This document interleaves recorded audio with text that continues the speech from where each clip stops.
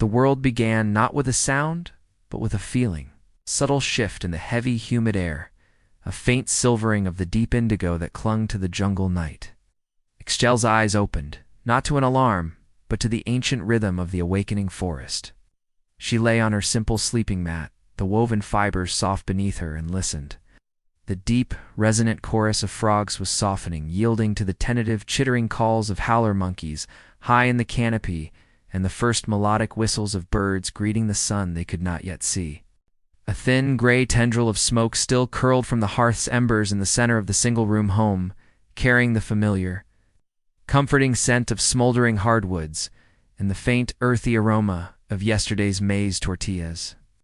The smoke drifted lazily upward, seeking escape through the carefully thatched roof of dried palm leaves. Round her, the soft, even breathing of her family painted a soundscape of peace, her younger brothers tangled together in sleep, her parents on their mat nearby.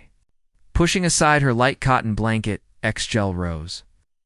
The packed earth floor was cool beneath her bare feet. She moved quietly to the doorway, a simple opening covered by a hanging mat that she now pushed aside. The humidity wrapped around her like a warm, damp cloak, heavy with the scent of wet earth, blooming flowers, and the rich, decaying life of the jungle. The sky was transforming, the deep blue bleeding into soft lavender and streaks of pale gold at the eastern horizon, silhouetting the majestic ceiba tree that stood as a guardian at the village edge. This was her time. Before the village fully stirred, before the day's duties claimed her, these few precious moments belonged solely to her in the waking world. She could feel the presence of her ancestors in the mist that clung to the towering pyramids in the distance. Their stone steps, worn smooth by generations of sandaled feet. They were in the very air she breathed, in the soil that nurtured the maize, in the stones of the hearth that had been lit and relit for centuries. This connection was a tangible thing, a thread of continuity that stretched back through time, and she, Ixchel, was its current bearer. Her first chore awaited. A large ceramic jar stood near the doorway, and she lifted it, feeling its satisfying weight. The path to the spring was well-worn, a narrow ribbon of earth beaten smooth by daily travel. As she walked, the jungle closed in around her, a vibrant, breathing entity. Dew dripped from broad leaves, and the air hummed with insects. She reached the clear, cool spring that bubbled from a mossy crevice in the limestone, the heart of the village. Filling the jar, the water splashed over her hands, a shock of coolness that fully banished the last traces of sleep. She hefted the full jar onto her hip, the weight of familiar and welcome responsibility, and turned back toward home as the first true ray of sunlight pierced the canopy, setting the world ablaze with green and gold. The day had officially begun. The weight of the water jar settled against Exjel's hip as she returned to the threshold of her home, where the scent of last night's fire now mingled with the morning's rising warmth.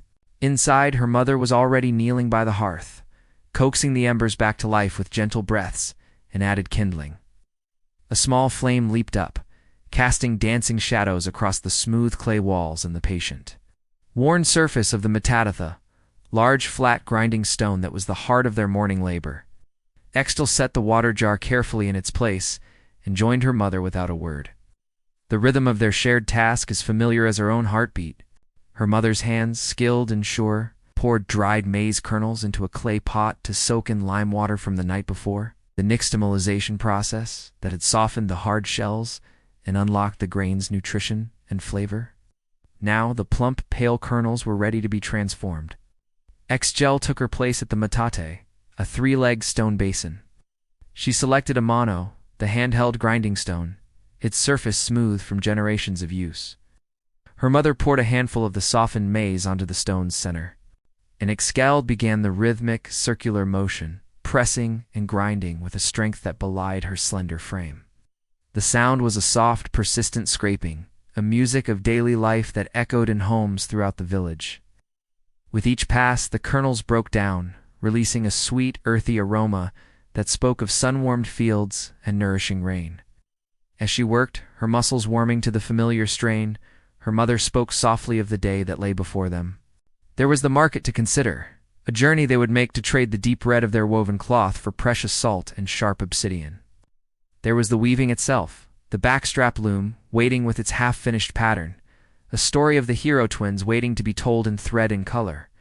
And above all, there was the rain ceremony, only a few days hence, a gathering of the entire village to plead with Chak, the god of life-giving rain, to bless their maize fields and ensure the community's survival.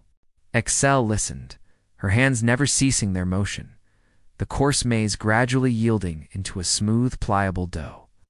The weight of the upcoming ceremony settled on her, not as a burden, but as a solemn privilege. Meanwhile, the quieter sounds of the morning were punctuated by the gleeful shrieks of her younger siblings. They tumbled and played in a sunlit patch near the doorway, their small shadows stretching long as they chased a brightly colored wooden toy, their laughter a counterpoint to the steady grinding rhythm of the matad. In this space, between the sacred duty of the coming days and the simple joy of the present moment, Extel felt the deep, enduring pulse of her world. The dough beneath her hands was more than just food. It was the promise of the day, the hope for the season, and the tangible proof of their connection to the earth and each other. The rhythmic grinding ceased as the last of the maize kernels surrendered to the stone, transformed into a mound of smooth, pale dough that held the warmth of Excel's efforts. Her mother's hands, quick and practiced, began patting the dough into perfect, round discs, each one slapped onto the hot surface of a flat clay griddle set over the now crackling fire. The scent that filled the small home shifted from the earthy aroma of raw corn to the irresistible, toasty fragrance of cooking tortillas, a smell that meant comfort, family, and the beginning of the day. Excel's younger siblings, drawn by the promise of food, abandoned their game and gathered near the hearth, their eyes wide and hopeful. Their mother smiled, handing them each a warm tortilla, before turning to the simmering pots nearby. From one she spooned out rich, dark beans that had been cooking slowly since the previous evening, their skins split and their insides creamy. From another, she added a fiery red salsa made from roasted chili peppers, tomatoes, and fragrant herbs, a condition that promised to wake the senses fully. Wow. The family settled together on woven mats arranged around the low fire. Extel accepted her plate, a simple fired clay dish that felt warm in her hands. She broke off a piece of the soft tortilla, using it to scoop up a mouthful of beans and a daring dab of the bright salsa. The flavors exploded on her tongue, the comforting starch of the maize, the deep, earthy beans, and the sharp, cleansing heat of the chili that made her eyes water just slightly. It was a humble meal, but it was complete, and it was theirs. Before anyone took another bite, her father raised his hands, his palms open to the smoke rising from the hearth. The family bowed their heads. He offered a quiet prayer of gratitude to the gods, to Yumcox, Lord of the forests and fields, for the bounty of the maize, to Chalk for the coming rains they hoped would nourish it, and to Itzamna, the creator, for the gift of another day together. The words were familiar, a daily ritual that wove thankfulness into the very fabric of their morning. As they began to eat in earnest, her father spoke, his voice a low, steady rumble that complemented the crackle of the fire. He spoke of the field he would tend that day, the same field that had given them the maize they were now eating. He described the young green shoots pushing through the rich, dark soil, their leaves reaching for the sun. He talked of the cycles that govern their lives, the planting, the waiting, the praying for rain, and finally, the harvest. He made them see, with his words, the direct line from the earth's generosity to the food in their hands, from the patient work of their ancestors to the sustenance that gave them strength. Extel listened, eating slowly, each bite feeling more significant. The simple meal was no longer just breakfast. It was a sacrament, a physical connection to the land, the gods, in the endless turning wheel of the seasons that defined their existence. The lingering warmth of the morning meal still settled in Excel's stomach as she followed the narrow, winding path toward the communal gathering space where the village women wove. The air, thick with humidity and the rich scent of damp earth, carried the faint rhythmic clacking of wooden tools, a sound as familiar as the jungle's own heartbeat. It was a call she had answered since childhood, one that grew more resonant with each passing year. Beneath the broad, sheltering leaves of a great ceiba tree, the women had already gathered, their looms set up between sturdy posts and their own bodies. Extel found her place among them, unrolling her own backstrap, loom a simple yet profound arrangement of sticks, threads, and a belt that wrapped around her lower back, allowing her to control the tension with the lean of her body.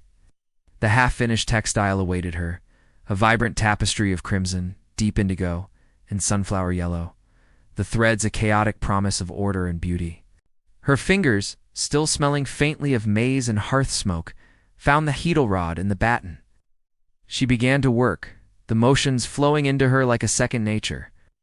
Under the watchful eye of the eldest weaver, a woman whose own hands were a map of a lifetime spent at the loom, Excel focused on the complex pattern emerging from the warp and weft. It was not merely a design of geometric shapes and zigzagging lines. It was a story. This particular section, she knew, depicted the hero twins descending into Xibalba. The underworld, their journey marked by a path of black thread representing fear and red thread, symbolizing their cunning and courage. With each pass of the weft thread, each careful adjustment of the tension, Excel felt a profound connection to the women around her, to the generations of hands that had performed this same sacred act. She thought of her grandmother, whose own loom now stood silent in a corner of their home, its last unfinished work, a story of the moon goddess. The pride Excel felt was a quiet, steady flame. She was not just making cloth. She was a keeper of stories, a translator of myths into a language of color and texture that would outlast spoken words. The textile growing beneath her hands would one day be worn or traded, carrying within its fibers the tales of gods and the legacy of her grandmother's craft, a vibrant thread in the enduring fabric of her people. The rhythmic clatter of the looms faded behind them, replaced by the softer sounds of the jungle path as Excel and her mother set out. The woven textiles, carefully folded and bundled, felt both light and immensely heavy with purpose on Excel's back. The familiar village sounds gave way to the deeper, wilder hum of the forest, the air thick with the scent of damp soil and blooming orchids hidden high in the canopy. The narrow trail, worn smooth by countless feet, began its gentle descent from their upland village, promising the world that lay beyond. Soon, the path widened, merging with the main causeway that led to the great market. It was a river of humanity flowing in the same direction, and Excel felt a thrill of anticipation course through her. They joined the stream of travelers' farmers bent under the weight of net bags bulging with avocados, papayas, and glossy chayotes, their calloused hands gripping stout poles from which swung baskets of squawking turkeys. The air grew rich with the smell of ripe fruit and the musky scent of animal sweat. Traders from distant lands moved with a different gait, their loads more exotic and their eyes sharp with calculation. Men from the coast carried dried fish that perfumed the air with a sharp, salty tang, while others from the highlands offered bundles of fragrant vanilla beans and strange tubers Excel did not recognize. She caught glimpses of feathers, not just the common parrot plumes, but the impossible, iridescent green of quetzal tails, carefully protected in long tubular cases. The sound of the road was a low symphony of shuffling feet, the creak of tumplins, and the occasional murmur of conversation in dialects that hinted at faraway places. Then, carried on the humid breeze, came the first hints of the market itself, long before it was seen. A drift of copal smoke, sweet and resinous, from early ceremonies. The lively rhythmic pulse of drums in the high. Sweet notes of clay flutes from musicians already entertaining the gathering crowds. Underlying it all was the incredible smell of color itself, the pungent odor of indigo vats. The sharpness of fermented dyes from the cochineal insect, and the earthy scent of wet clay from potters carrying their fragile, beautifully painted wares. Excel's senses were overwhelmed, each step forward a deeper immersion into the vibrant, pulsing heart of her world, a place where the fruits of the land and the works of human hands converged in a glorious, noisy, aromatic celebration of life. The scent of the market road of dust, sweat, and distant copal blossomed into a full symphony of life as Excel and her mother stepped from the shaded causeway into the sun-drenched plaza. The sheer density of the world struck Excel first. A living tapestry of color, sound, and movement so vibrant it seemed to breathe.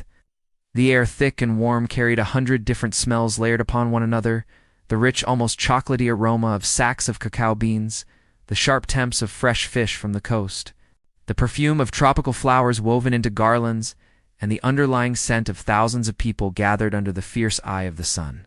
Stalls crafted from poles and palm-thatched roofs created a makeshift city within the stone-paved square, each one a treasure chest of wonders. Excel's eyes, wide with awe, darted from one marvel to the next. She saw merchants carefully arranging gleaming green jade ornaments or spools, pendants and beads carved into the shapes of frogs and jaguars, each piece capturing and reflecting the light with a cool inner fire. Nearby, a feather worker displayed his priceless wares, headdresses and fans bursting with the impossible, iridescent blue of cotinga feathers and the legendary emerald green plumes of the quetzal, each one a fragment of the sky and jungle given physical form. Her mother's hand on her shoulder guided her gently through the press of bodies, a steady anchor in the exhilarating chaos. They paused before a stall where an older woman sat, surrounded by vessels of every size and shape, her fingers dusted with fine red clay. The pots were not merely utilitarian. They were canvases.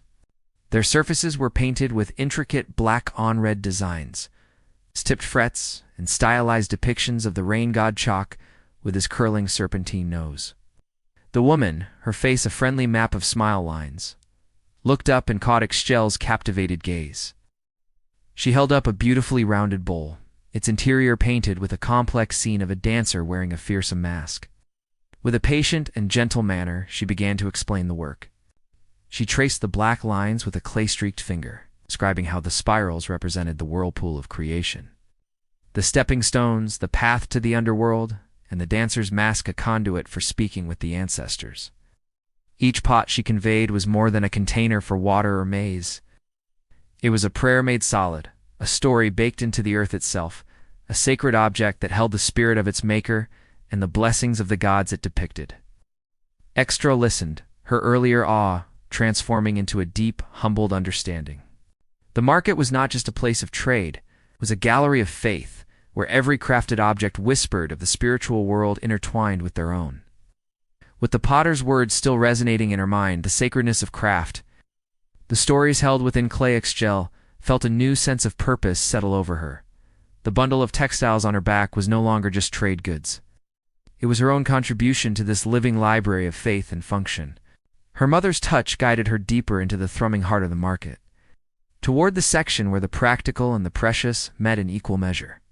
They found the salt merchant first, his stall a glittering mound of white and gray crystals, hauled from distant coastal flats.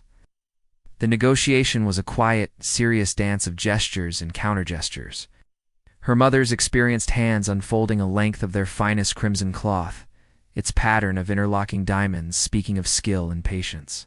The salt merchant's fingers, crusted white, traced the weave appreciatively before nodding, his hands scooping generous measures of the precious mineral into their waiting ceramic jar. Salt meant preservation, flavor, life a necessity worth the deepest red they could weave. Next came the obsidian worker, his stall a dangerous, gleaming beauty. Razor-sharp blades, black as a starless night and edged with a rainbow sheen, lay arranged on a mat of soft leaves. These were not weapons of war, but tools of life for skinning game, for scraping hides, for ritual bloodletting that pleased the gods. Excal watched, mesmerized, as her mother traded another, smaller piece of cloth. This one patterned with the zigzag of lightning, for two perfect blades wrapped carefully in cloth. The exchange was swift, both parties recognizing the inherent value in the other's craft. A silent agreement forged in mutual respect. As these transactions unfolded, Excel's attention was pulled in a dozen directions by the market's other currency. The constant flowing stream of gossip and news. Whispers passed from stall to stall with the speed of a hummingbird. S-wing talk of a birth in a neighboring village, a dispute over land boundaries near the river, a sighting of an unusual omen in the sky the night before. A trader from the north spoke in low, urgent tones of shifting alliances among distant city-states, his words causing brows to furrow in concern. An old woman selling herbs shared a remedy for a fever that was troubling a family near the Senat.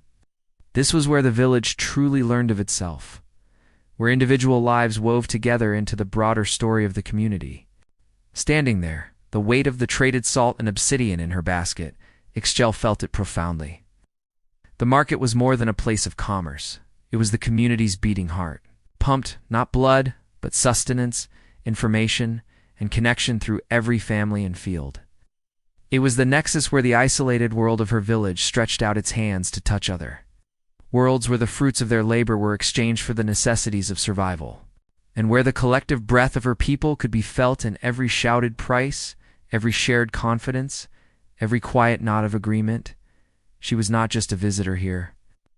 She was a single, vital cell in this great, pulsing, living entity. The air in the village center grew thick with anticipation, a palpable energy that hummed in the space between heartbeats. The vibrant chaos of the market felt a world away, replaced now by a solemn, unified focus.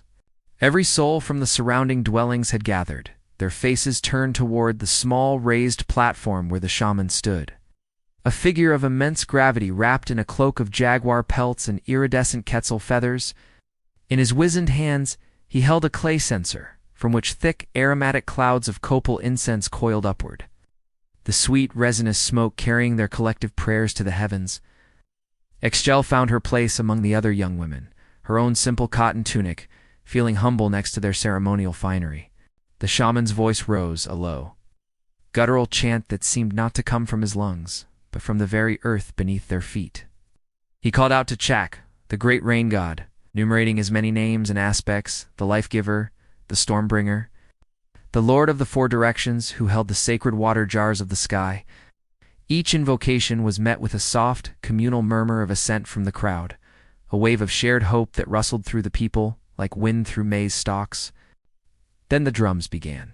Their deep, resonant thrum was the sound of a waking giant, a heartbeat that shook the very ground.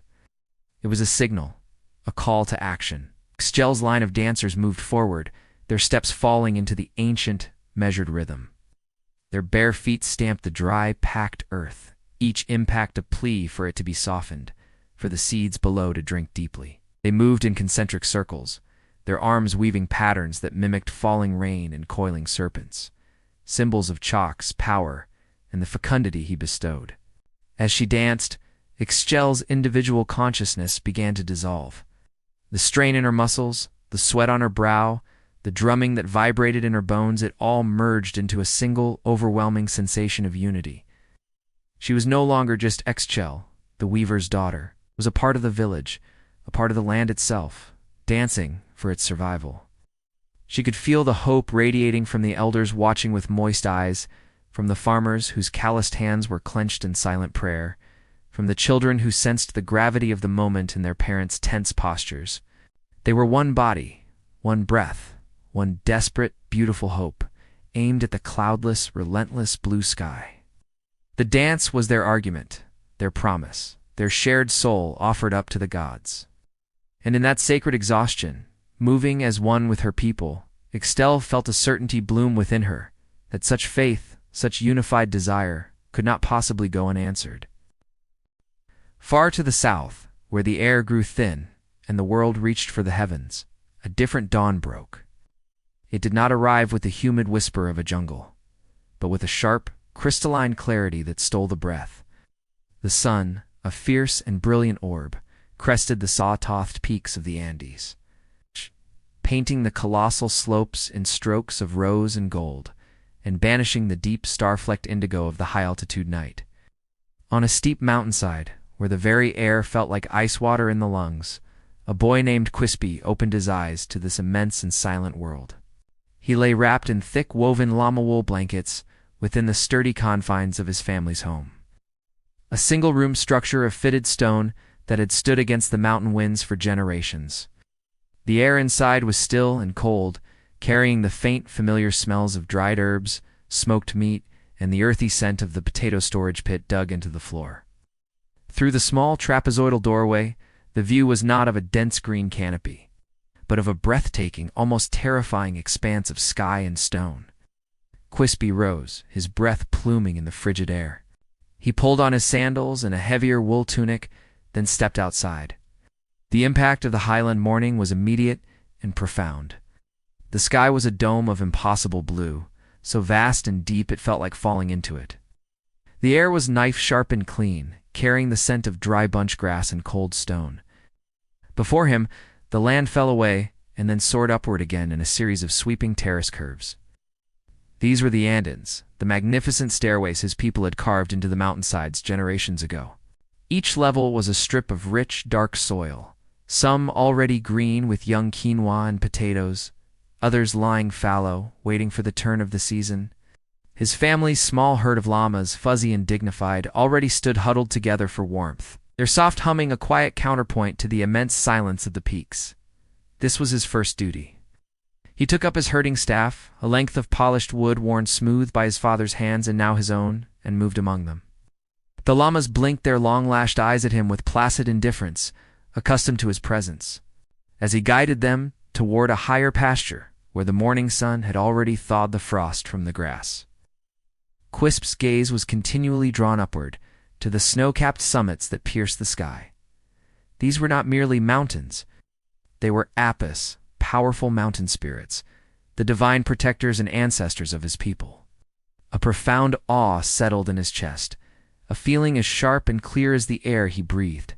He felt the watchful presence of these colossal beings in the wind that sighed over the rocks.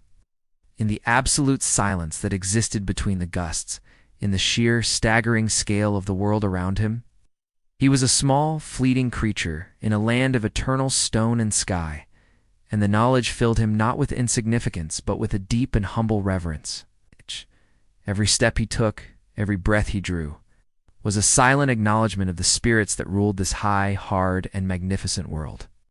The thin, cold air of the highlands carried the rhythmic, percussive sound of hard work, the deep, resonant thud of a footplow, the chakwatakla biting into the stubborn earth, and the soft grunt of effort that followed. Quispy left the llamas to their grazing and joined the line of farmers already at work on the vast, sweeping terraces that sculpted the mountainside into a giant stairway. His father was among them, his back bent to the task, his movements economical and powerful. Quispy took his place, his smaller, less calloused hands gripping a wooden digging stick, ready to break apart the clods of dark soil turned by the footplows. The work was hard, a constant conversation between man and mountain. Each thrust of the footplows, bronze tip, each turn of the soil, was an act of faith. The terraces themselves were a miracle of patience and engineering, stone walls built without mortar that held back the mountain and captured the precious soil washed down from the peaks.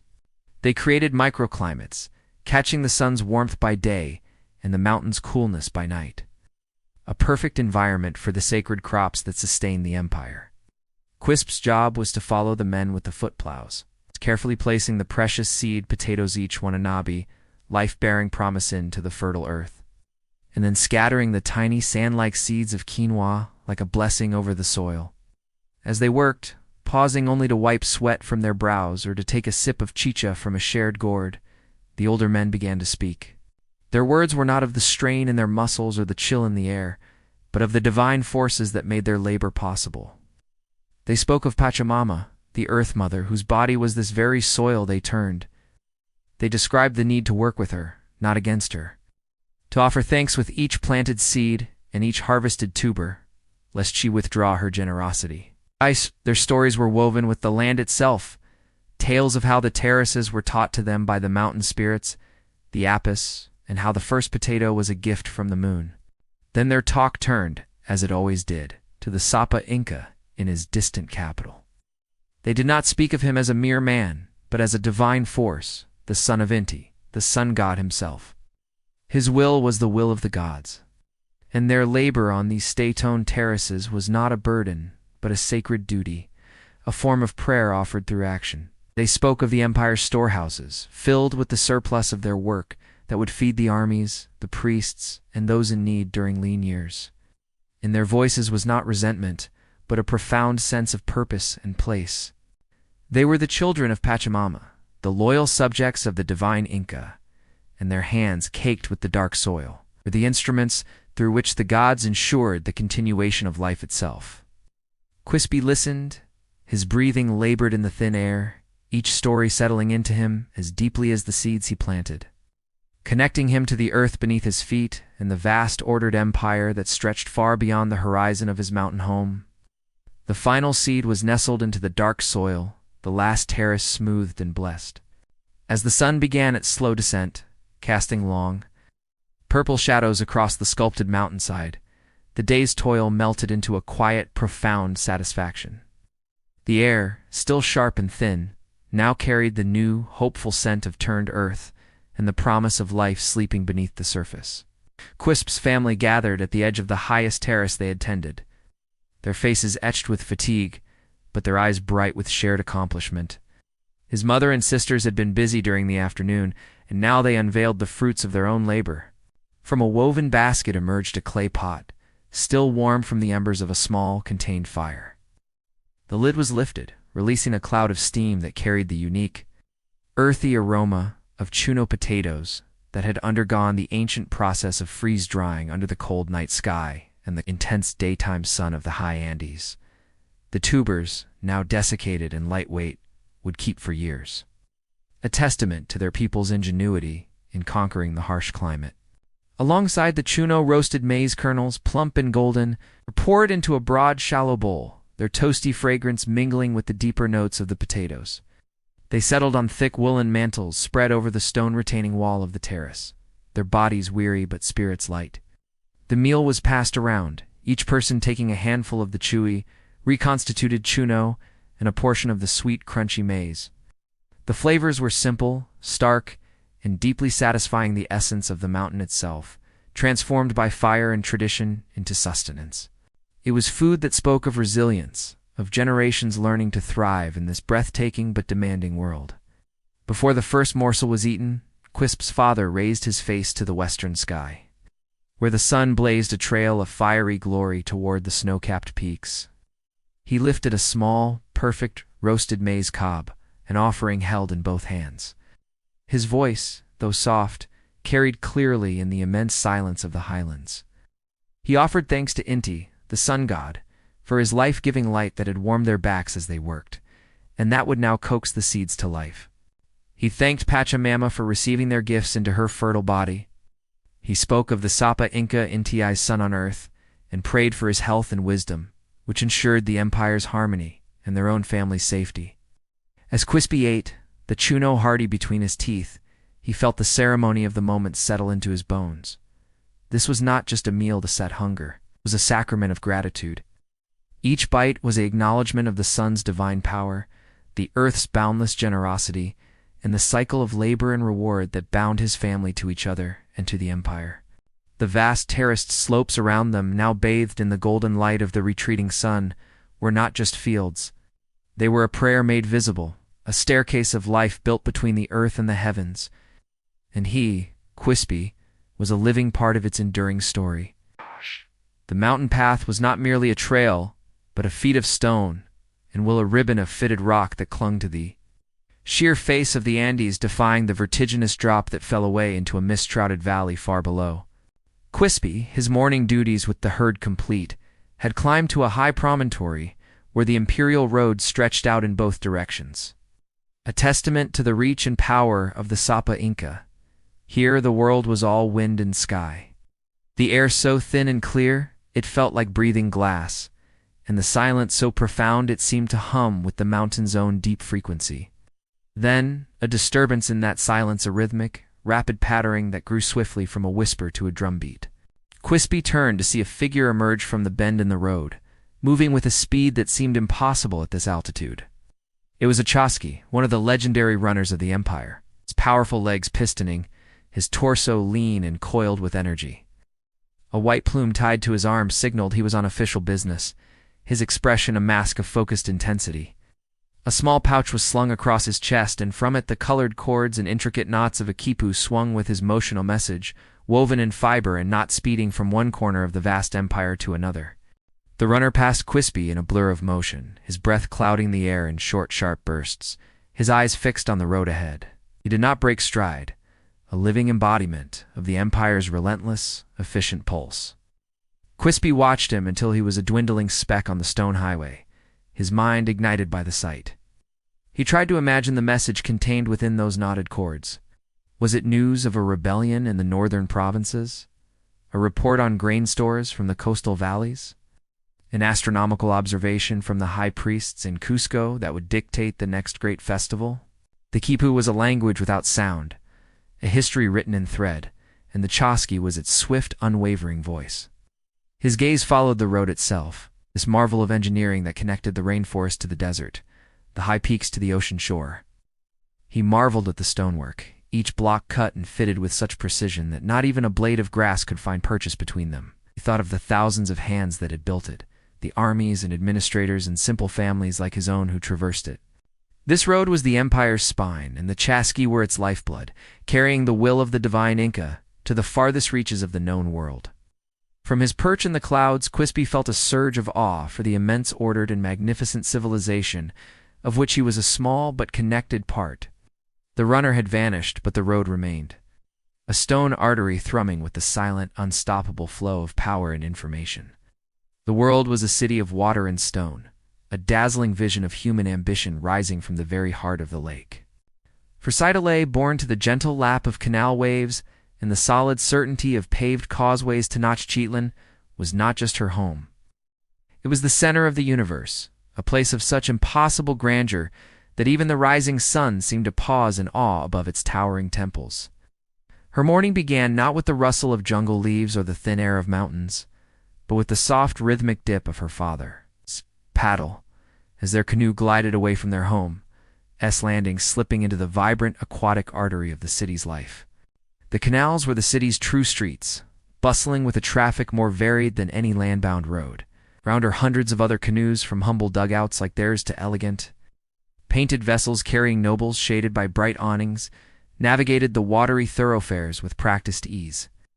The air was a rich tapestry of scents, the fresh, damp smell of the lake, the pungent odor of dyes from passing merchant canoes, the aroma of thousands of cooking fires from the whitewashed adobe houses that crowded the islands, and the distant, sacred smell of copal incense drifting from the temple district.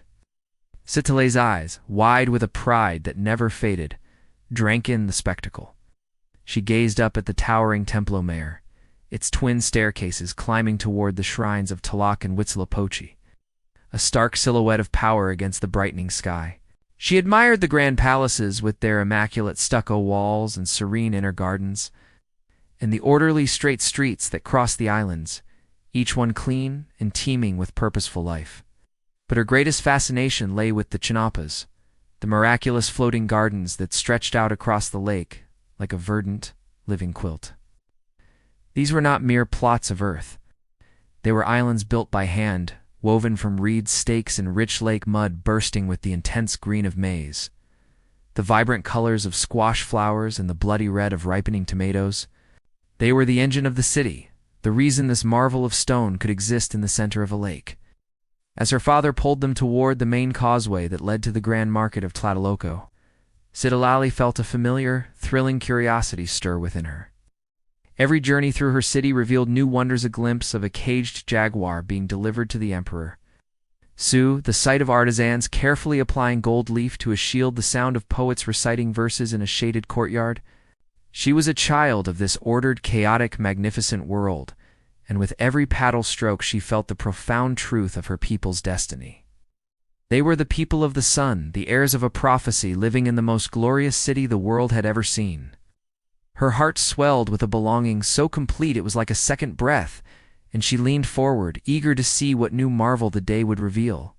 The gentle rocking of the canoe was a cradle song written in water, a rhythm as familiar to Cydelay as her own heartbeat.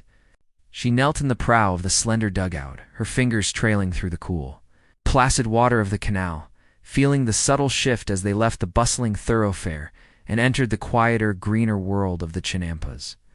Here the air changed, thickening with the rich, loamy scent of wet earth and the dizzying perfume of blossoms. Before them, the floating gardens stretched out in an astonishing patchwork of intense, cultivated life, a vibrant testament to her people's ingenuity. Each rectangular plot and island of abundance rested from the lake itself. Her father, a man of few words and calm strength, guided their canoe alongside one of these fertile marvels with the smooth, practiced touch of his pole. The chinampa was a masterpiece of layered construction, a raft of woven reeds and willow stakes anchored to the lake bed upon which layer upon layer of rich muck from the lake bottom had been piled, creating a soil so fertile it seemed to hum with generative power. Cydelay moved with a sure-footed grace born of a lifetime on these unstable yet generous plots, stepping from the wobbling canoe onto the firm, moist earth. The harvest was a meditation of color and texture. Her hands, small and deft, found the plump, sun-warmed tomatoes first. Their skin taut and gleaming like rubies amidst the dark green foliage. She placed each one with care into a wide, shallow basket, their weight a promise of the bright, acidic flavor they would bring to the evening's meal. Next came the squash, their flowers like bursts of captured sunlight, the vegetables themselves hidden beneath broad leaves, their skins a palette of deep greens and pale yellows. She harvested deep purple amaranth greens and fragrant bunches of herbs that released their scent at the slightest touch. As she worked alongside her father, their movements a silent, efficient dance, her mind drifted over the miracle of it all. This entire city, this breathtaking capital of canals and towering temples, was utterly dependent on the generosity of the lake. The water that lapped at the edges of the Chinampa was the same water that filled the canals. It quenched the thirst of thousands, that protected them with a natural moat.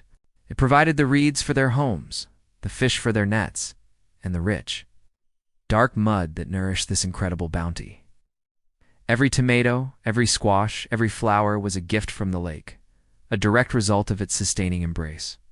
The grandeur of Tenochtitlan, for all its stone and gold, was built upon this foundation of water and mud, a truth she felt in the fertile soil beneath her knees and the gentle, life-giving water that surrounded her.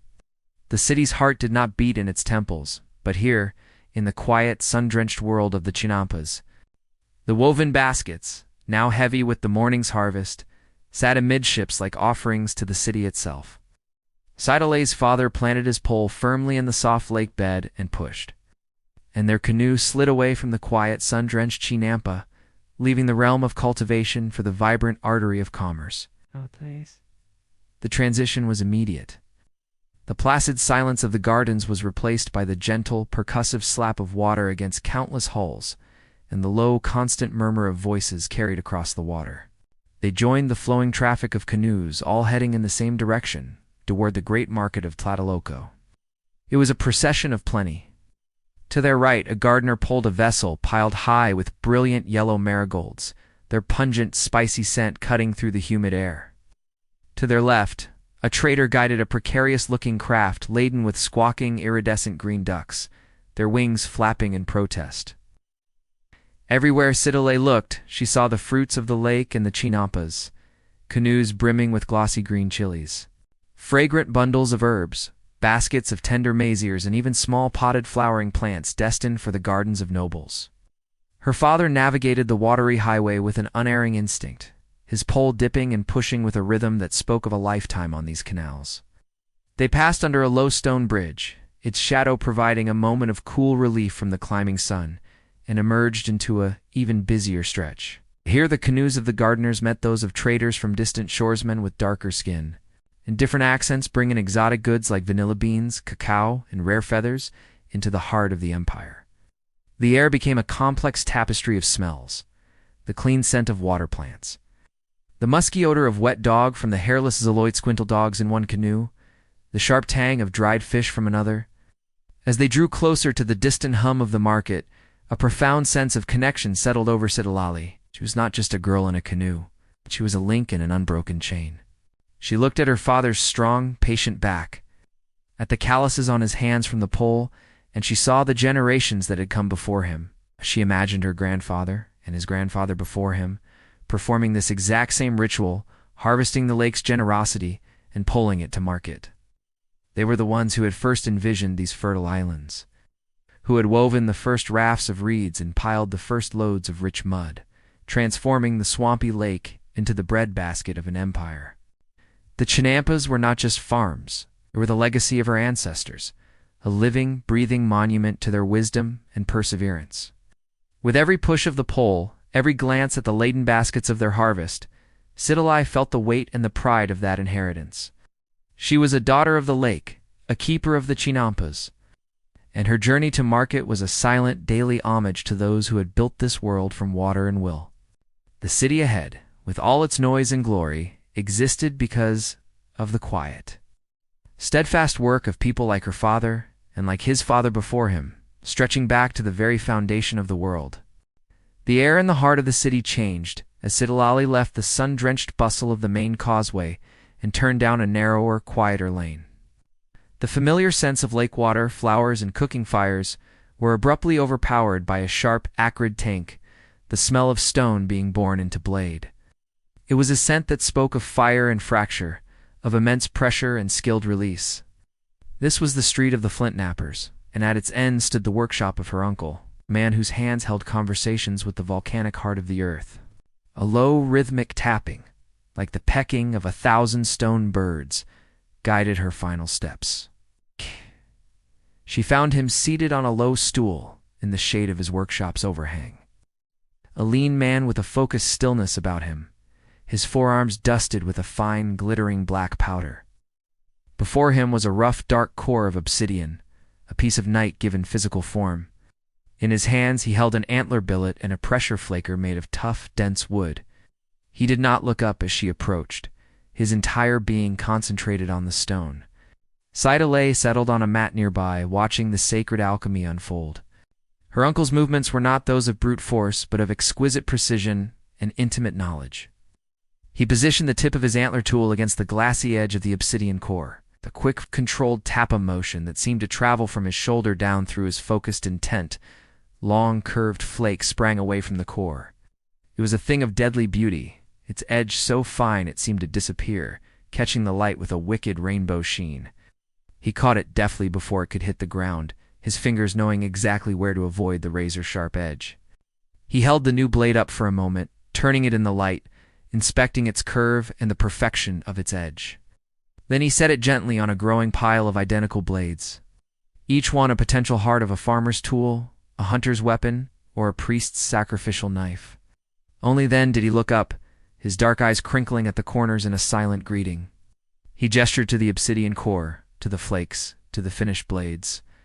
His explanation was a quiet monologue woven with gestures, a lesson in the language of stone. He spoke of the spirit within the obsidian, captured piece of the volcano's furious power, now sleeping, but never truly tame. To work it was to negotiate with that spirit, to persuade it to take the form they needed. A clumsy strike would shatter the core, insulting the stone and wasting its potential. But a respectful, knowing touch could convince it to yield these perfect, lethal splinters. He traced the rainbow sheen on a blade's edge, explaining how it was the stone's own signature, a proof of its volcanic birth and glassy nature. He spoke, too, of its practical divinity. This black glass was the lifeblood of the city's daily function.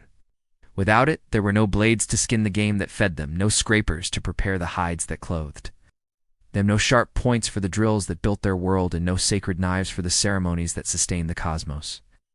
The obsidian was a bridge between the mundane and the divine, a material both brutally practical and deeply spiritual. In her uncle's dusty, capable hands, Siddelay saw the two worlds meet. He was not just a craftsman, he was a priest of fracture, a shaper of captured lightning. His workshop was a chapel where the violent heart of the earth was patiently, respectfully honed into the tools of civilization. The rhythmic, percussive beat began as a tremor in the soles of her feet, a deep, resonant thrum that traveled up through the stone of the causeway and into her very bones.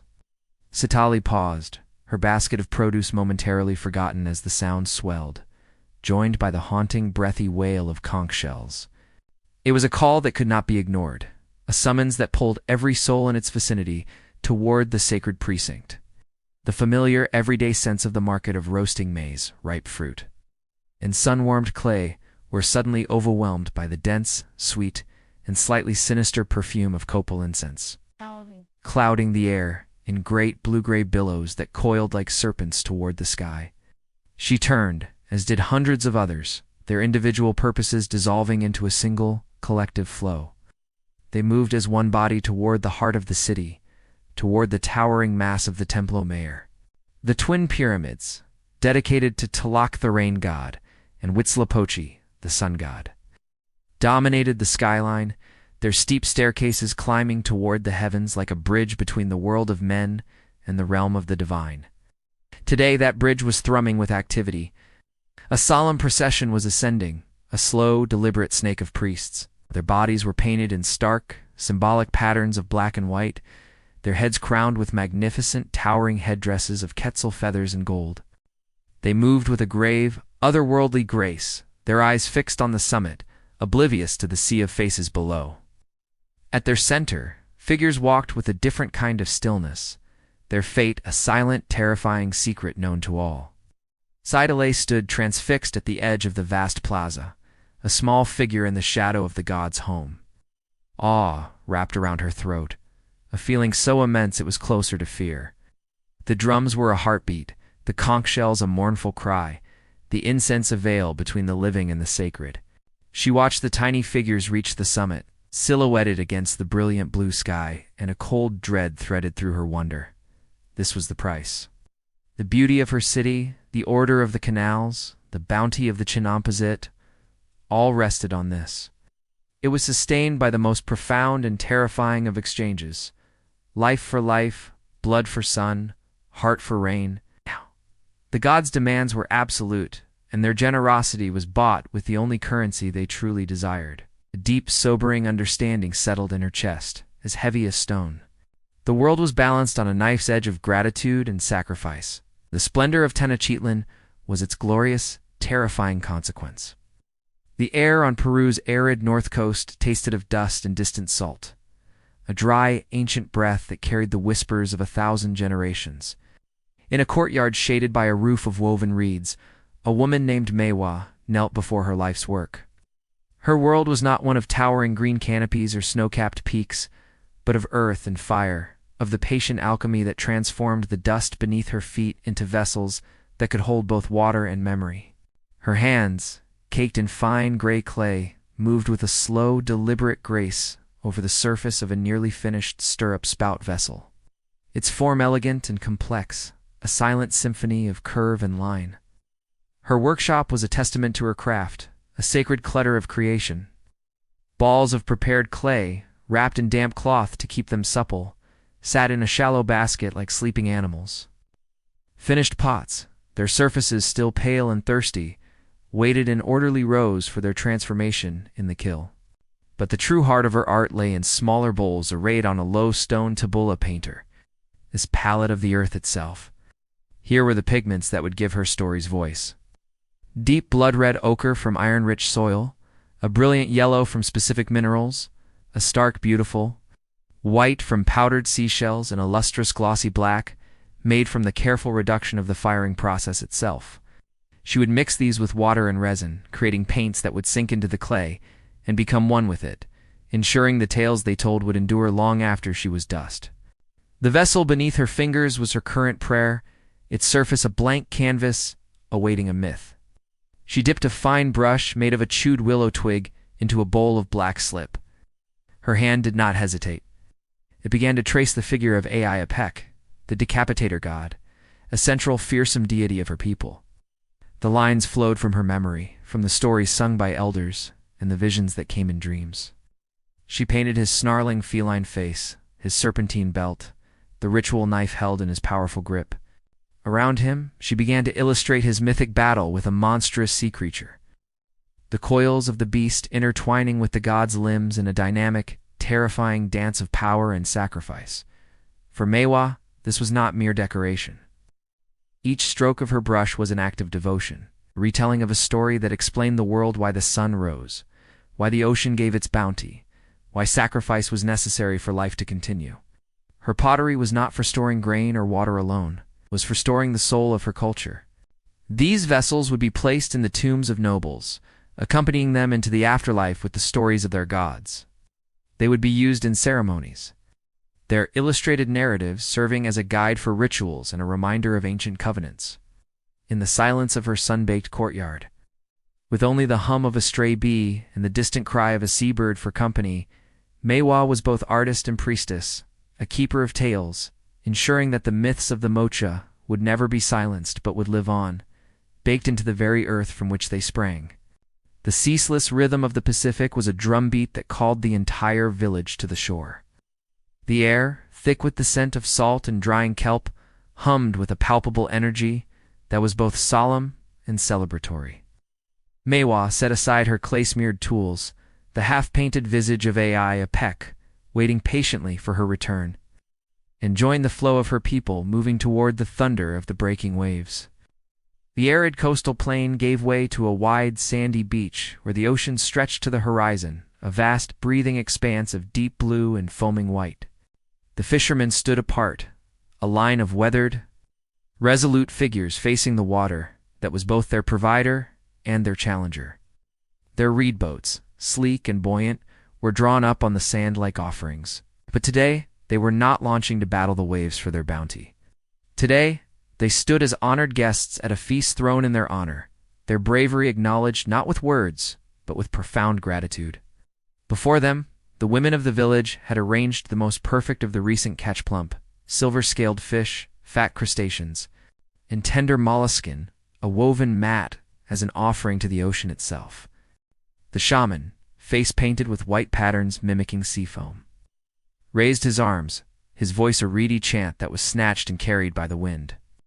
He praised the generosity of the sea, the god who dwelled in its depths, thanking it for the abundance that sustained them.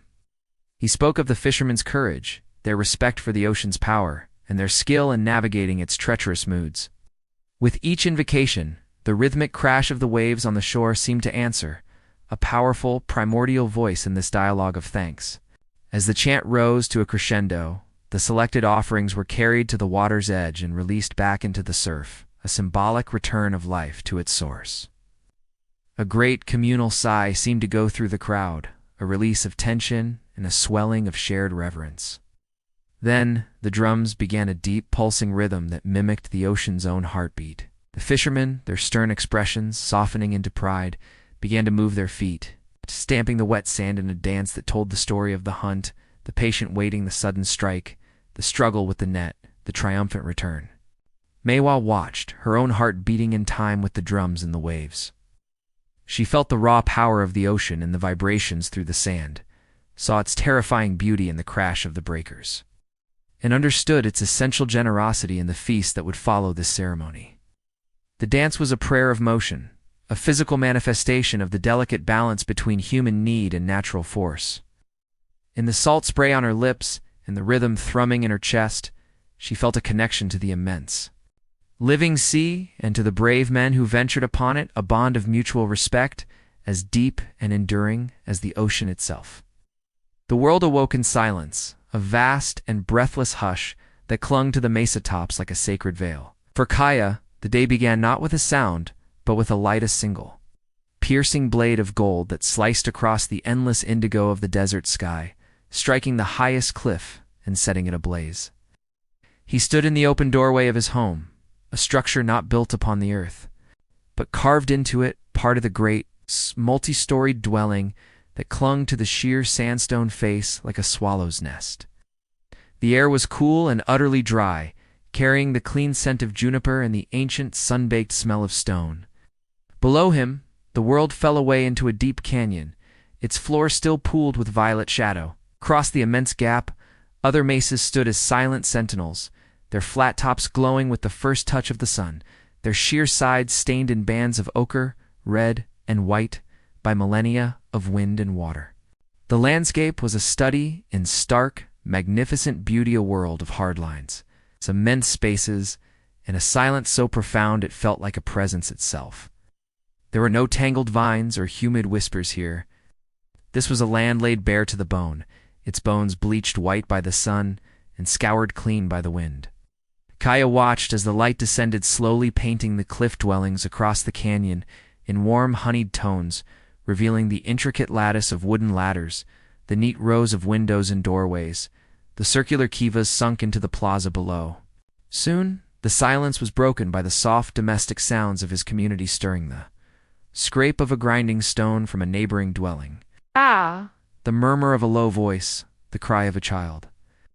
Thin tendrils of smoke began to curl from ventilation shafts, the scent of pine and pine sharp and fragrant on the still air. He felt no loneliness in this immense space, only a profound sense of belonging. His people were not separate from this harsh, beautiful land. They were an extension of it. Their homes were the cliff itself. Their water came from the rare rain caught in carefully constructed cisterns. Their food from the resilient crops they coaxed from the dusty soil of the mesa top, and the wild plants they foraged from the canyon floor. Every aspect of their lives was a conversation with the desert, a testament to harmony born not of ease, but of deep understanding and respect. As the sun finally flooded the entire canyon with brilliant, unforgiving light, Kaya offered a silent greeting to the new day, his heart swelling with a pride as deep and enduring as the stone around him. He was a child of the high desert, and this stark, magnificent world was his perfect, demanding home.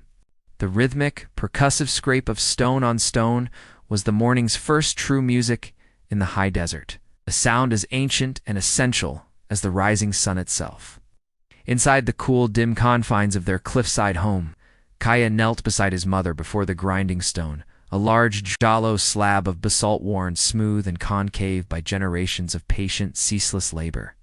Between them sat a woven basket filled with kernels of blue corn, each one a tiny, hard jewel the color of a twilight sky, their deep hue a promise of the sustenance and sacredness they held within. His mother's hands, strong and capable, began the work.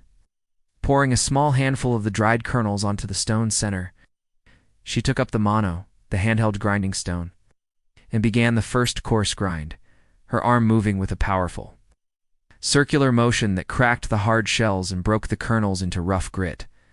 The sound was a low, grating crunch that echoed softly off the plastered clay walls. As she worked, her voice rose, not in speech, but in song a low, melodic chant whose words were older than the cliff dwellings themselves. It was a song of thanks, a song of the Corn Mothers, its rhythm perfectly matched to the steady, grinding cadence of her task. When her arm tired, she passed the mano to Kaya without breaking the song's rhythm. Ice. His smaller hands gripped the smooth, heavy stone, and he took up the work, his motions less powerful, but no less reverent. He focused on the feeling of the stone in his palms, the strain in his young shoulder, and the gradual transformation beneath his efforts. The coarse grit yielded, slowly becoming a finer, softer meal, its color a dusty, beautiful lavender blue. His mother's song wrapped around him, the familiar words telling the story of their emergence into this world and how the first seeds of corn were a gift from the spirits to ensure their survival in this harsh, beautiful land. The song spoke of the long journey, the seasons of planting and prayer, and the absolute reliance on the rain and the sun. As they worked in turns, the song gave way to quiet conversation, their voices soft in the intimate space. His mother spoke of the corn spirit, of how it had agreed to give its life so that they might live, a sacred compact that demanded respect and gratitude. She explained how every part of the plant was used: the kernels for meal, the husks for weaving and wrapping, the stalks for fuel and fodder so that nothing was wasted, and the gift was honored in full. This blue corn was not just food, it was their history, their identity, their literal flesh and blood. It was the backbone of their existence, the thread that connected every meal to their creation story, every bite to the generosity of the spirits and the hard-won wisdom of their ancestors. The fine blue-tinged powder collecting in the basket was more than just meal for the day's bread. It was the powdered essence of their culture ground from stone and song and story, the very foundation of life on the high sun-baked mesa. The descent into the kiva was a passage not just into the earth, but into time itself. The latter, its rungs worn smooth by generations of hands and feet, led Kaya down from the sun-baked world of the mesa into a realm of cool, still shadow and profound silence. The air changed instantly, losing the dry, juniper-scented bite of the desert and gaining a heavy, ancient aroma of packed earth, cold stone, and the lingering sacred scent of extinguished ritual fires. As his eyes adjusted to the dim light, filtered down from the small Saipa pew hole in the roof and the single entrance above, the circular chamber revealed itself a womb of earth and timber, its plastered walls painted with faded geometric patterns that whispered of forgotten ceremonies and celestial alignments. He was among the last to enter. The elders were already seated on low stone benches that ringed the central fire pit, their faces etched with the deep lines of sun and wisdom, their eyes reflecting the faint light with a patient, knowing stillness. Their presence filled the space, a palpable weight of authority and memory that made the very air feel denser, more significant. Kaya found a place on the earthen floor near the back, folding his legs beneath him, feeling the coolness of the ground seep through his thin leggings. He was keenly aware of his youth, of the smoothness of his own hands compared to their gnarled, work-worn ones. The oldest of them, a man whose spine was as bent and twisted as a juniper root, but whose voice still held the clarity of a canyon echo, began to speak. His words were not loud, but in the resonant acoustics of the kiva, they carried to every corner, each syllable weighted with antiquity. He did not tell a new story. He retold the oldest one, the story of emergence. His voice painted pictures in the dim air of the people living in a dark, cramped world deep within the earth, of their longing for the light of the help given by the insect and animal beings, and of their final arduous climb upward through the Saipapu, bursting forth into this glittering, sun-drenched fifth world. Another elder took up the thread, her voice a softer, more melodic counterpoint. She spoke of the hero twins, born of the sun and the water, and their epic journey to face the lords of the underworld. She described their trials and their cunning, their deaths and their resurrections, their ultimate victory that brought order to the chaos of the world and set the sun on its reliable path across the sky. Her words were not mere entertainment. They were a reiteration of the fundamental laws of existence, a reminder of the balance between light and dark, order and chaos, that their people were sworn to uphold. Kaya listened, his breath shallow, his entire being focused on the cadence of their voices. He felt the weight of it all settle upon his shoulders, not as a crushing burden, but as a mantle, dense and significant. These stories were not fables from a distant past. They were the very bedrock of his identity. The reason his people lived in harmony with this harsh land, the blueprint for every ritual, every harvest, every prayer. The cool, still air of the kiva seemed to thrum with the voices of all the generations who had sat in this very spot, listening to these same stories. He was no longer just Kaya, a boy from the mesa. He was a single note in an endless song, a newest link in a chain of tradition that stretched back to the very beginning of time. The responsibility of it was immense, and in the sacred darkness, he felt both humbled and exalted. A tiny part of something eternal. As the echoes of the emergence and hero twin stories faded into the kiva's sacred silence, the atmosphere within the sunken chamber shifted from one of deep remembrance to one of deliberate planning. The weight of tradition now focused into a point of practical purpose. The eldest elder, his eyes reflecting the faint light from the sipapu above, reached into a pouch of soft, undyed leather and withdrew a small, knotted piece of jet-black obsidian. He held it up, not as an object, but as a key. He began to speak of the sun's journey, not as a story of gods, but as a precise, measurable path. He described the specific notch on the distant horizon where the sun would set on the day of the winter solstice. A day of profound significance, marking the sun's rebirth and the gradual return of its strength. His words painted a picture of the heavens as a vast, intricate clockwork, its gears and movements perfectly predictable to those who knew how to read them. He gestured toward the small opening in the roof, explaining how on that precise day, a sliver of the setting sun's light would strike a specific, barely noticeable mark on the opposite wall, a scratch made by an ancestor's tool generations ago. That beam of light was their calendar, their celestial alarm clock.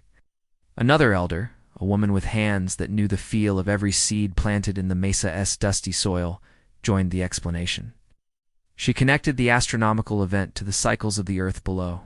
The winter solstice was not merely a solar event. It was the signal for the community's most vital seasonal ceremony. It was the time to bless the stored seed corn, to offer prayers for its vitality, to enact rituals that would encourage the deep sleeping forces of the earth to awaken. When the time for planting arrived, the date of the ceremony could not be guessed or arbitrarily chosen. It was dictated by the cosmos itself. To hold it too early or too late would be to misalign their human hopes with the immutable rhythm of the universe. Kaya listened, his understanding deepening with every word. He had always known the ceremony was important, but he had never grasped the profound knowledge that underpinned it. It was not superstition. It was science, observation, and faith woven into a single, unbreakable cord. His people's connection to the stars was not one of distant worship, but of intimate partnership. They did not simply look up at the night sky and wonder. They conversed with it. The constellations were not random patterns, but a map, a guidebook for survival, a way to navigate not just the desert but the entire turning year. The steady, predictable cycles of the heavens gave order and meaning to the uncertain cycles of life on the harsh mesa.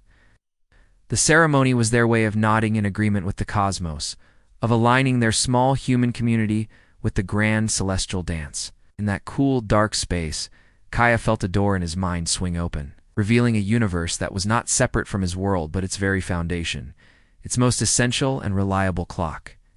A ripple of excitement, sharp and sudden as a desert hawk's cry, moved through the cliffside village. It began as a distant shout from the mesa top, a signal passed from mouth to mouth until it reached the cool, shadowed dwellings carved into the stone. Kaya, helping his mother sort dried beans in the dim light of their home, felt the shift in the air before he heard the words. He looked up, meeting his mother's eyes, and saw the same keen anticipation reflected there. The hunters were returning. He scrambled out of the doorway and onto the narrow stone ledge that served as a pathway, joining the others who were emerging from their homes. All eyes were fixed on the winding trail that ascended the mesa's sheer face. Then, a figure appeared against the vast, cloudless blue of the sky. Kaya's father, leading the small hunting party. But it was the shape, draped across the shoulders of the men behind him, that stole the breath from Kaya's lungs. A deer, a magnificent buck, its coat the color of dried earth and its antlers a proud, jagged crown.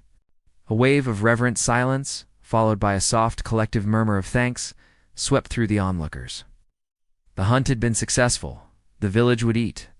The procession moved with a solemn grace into the central plaza, the men's faces etched with the quiet pride of a hard-won provision. The deer was laid gently upon a clean, spread hide, its form still and majestic in the dust. This was not a time for boisterous celebration, but for focused, grateful work.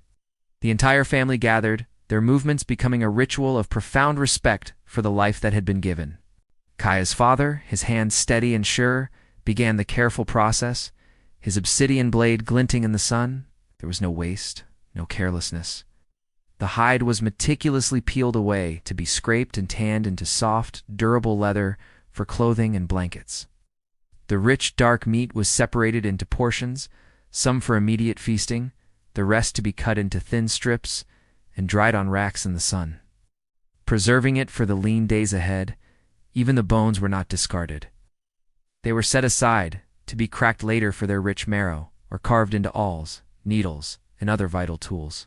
The sinews were carefully extracted to be dried and used as strong, reliable thread. Stomach would be cleaned and used as a water container. Every single part of the animal was honored. Its sacrifice acknowledged by ensuring its gifts sustained the community in as many ways as possible.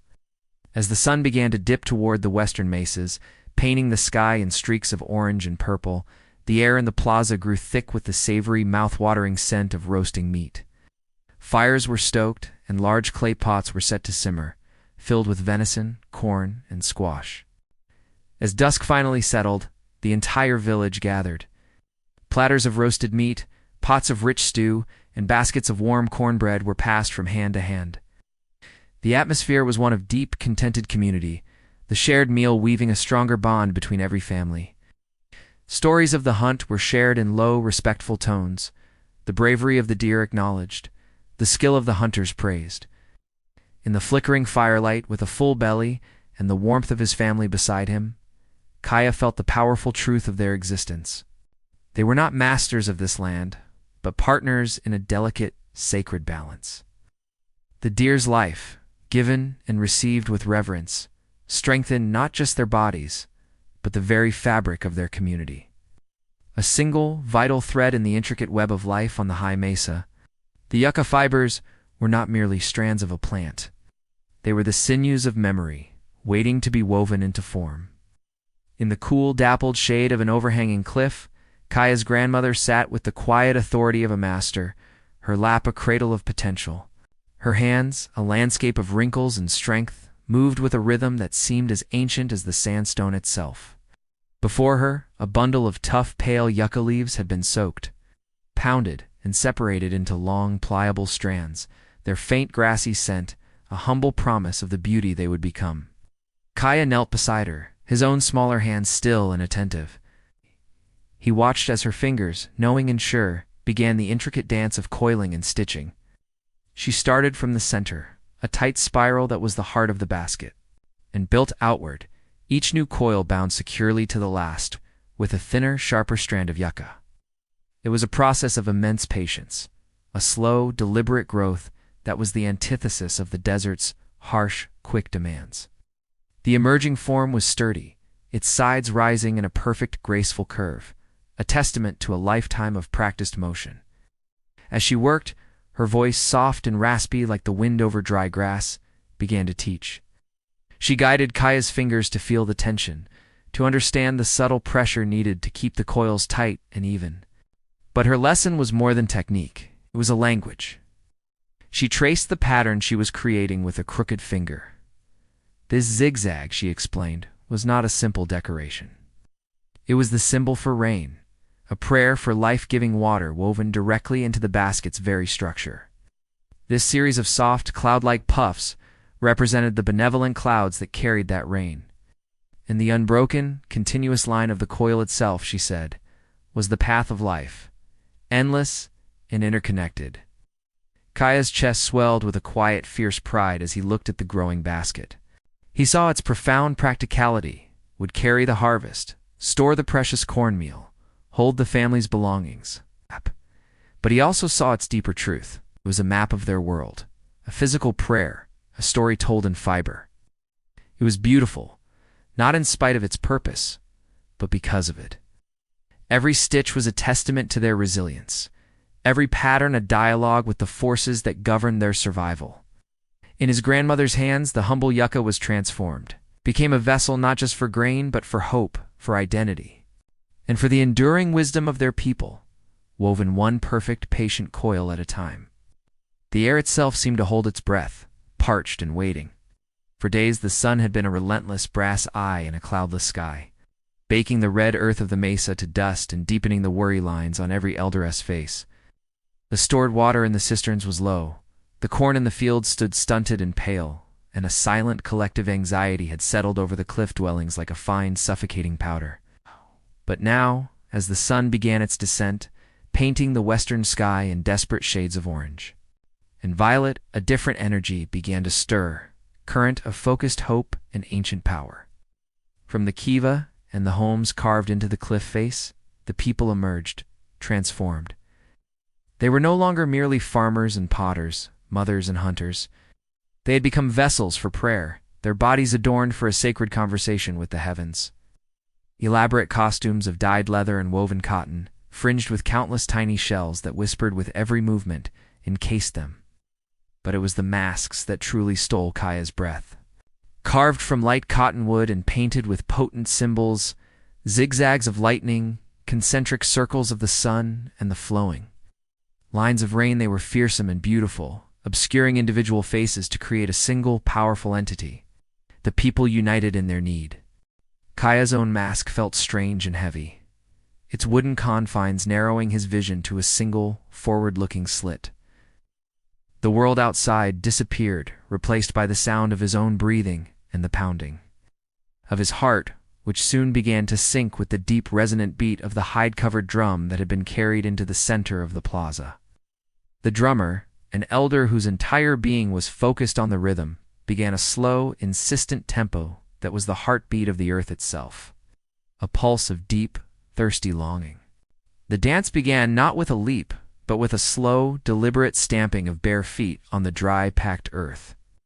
A line of dancers, their masked faces turned toward the darkening sky, moved in a concentric circle, their steps heavy and purposeful, each impact a plea for the soil to be softened.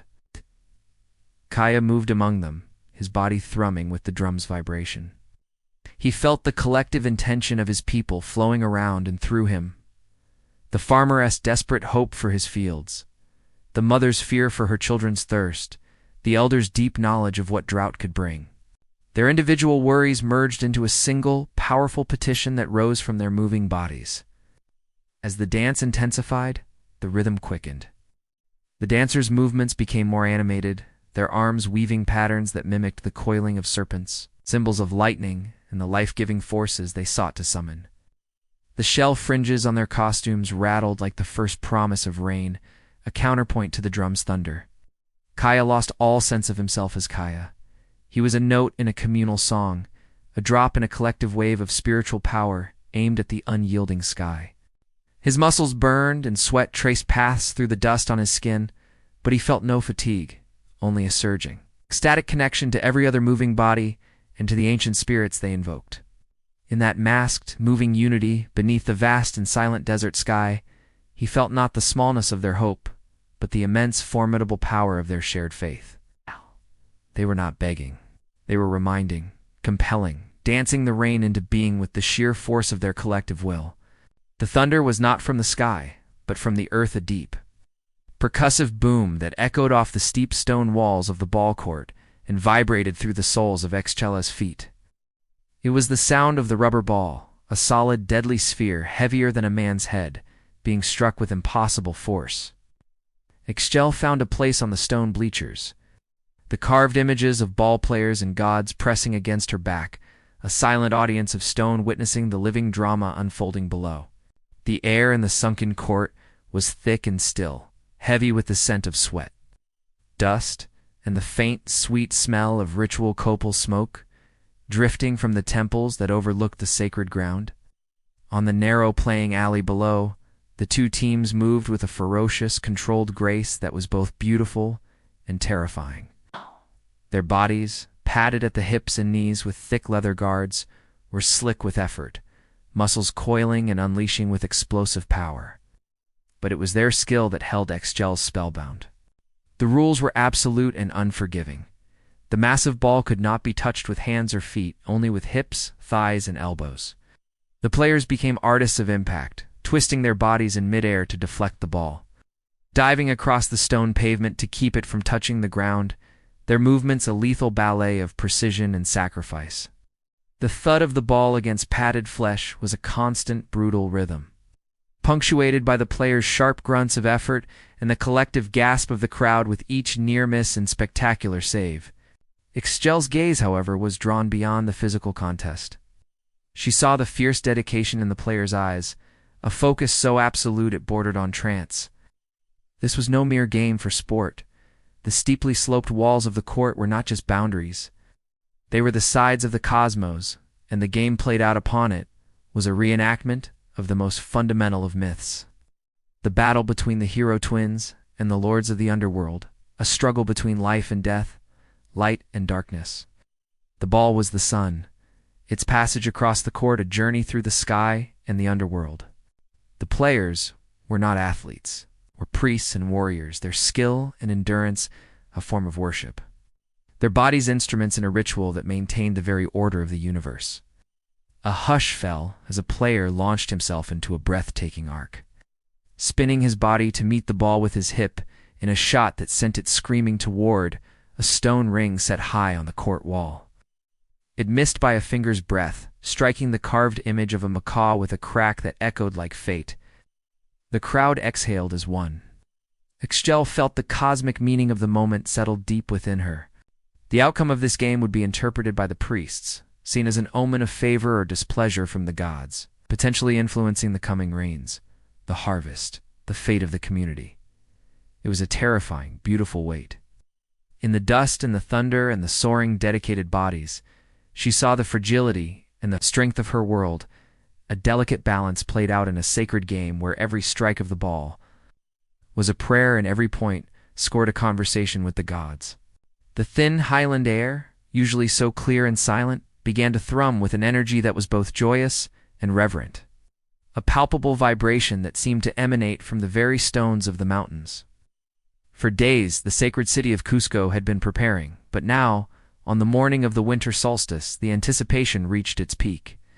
Quispy stood with his family among a vast, colorful multitude gathered in the great plaza, the Hakapata, his heart beating in time with the distant, growing rhythm of drums and panpipes. The sky was a flawless, piercing blue, and the sun, Inti, hung at its lowest point in the sky, a weakened sovereign whose strength they had come to renew. This was Inti Raymi, the festival of the sun, and the entire empire seemed to hold its breath, waiting to celebrate the god who gave them life, light, and order. A great shout rose from thousands of throats as the Sapa Inca emerged onto the ceremonial platform, a figure of unimaginable divinity. He was resplendent in robes woven with gold thread, his head crowned with a mascapica, the royal fringe, and adorned with the brilliant feathers of tropical birds. He was the son of the sun, the living embodiment of Inti on earth, and his presence electrified the crowd. Following him came a procession of priests, nobles, and officials in a breathtaking display of the empire's wealth and power, a river of intricate textiles, gleaming gold ornaments, and fierce symbolic masks. Then the music swelled, overwhelming the senses. The deep, resonant boom of large drums was answered by the high, sweet melodies of countless antaras, the traditional panpipes, their notes intertwining like serpents in the crisp air. The sound was not merely heard, it was felt in the chest, a physical force that compelled the body to move. Dancers erupted into the plaza, their movements a vibrant storytelling of myths and harvests. They whirled in intricate patterns, their costumes a blur of crimson, yellow, and blue, their steps stamping the earth in gratitude and supplication. The air grew thick with the smoke of offerings. Priests kindled sacred fires, and into them were placed the most perfect products of the empires of maize with kernels like gold. Flawless potatoes, exquisite textiles, and even precious llamas, their sacrifice the ultimate gift. The sweet, earthy scent of burning coca leaves and the richer aroma of roasted meat from the ceremonial feasts mingled with the smoke, creating a perfume of devotion and abundance. Quispy watched, his senses overwhelmed, as the Sapa Inca raised a golden cup, the kiro filled with sacred chicha, offering it first to the sun, his divine father, before drinking.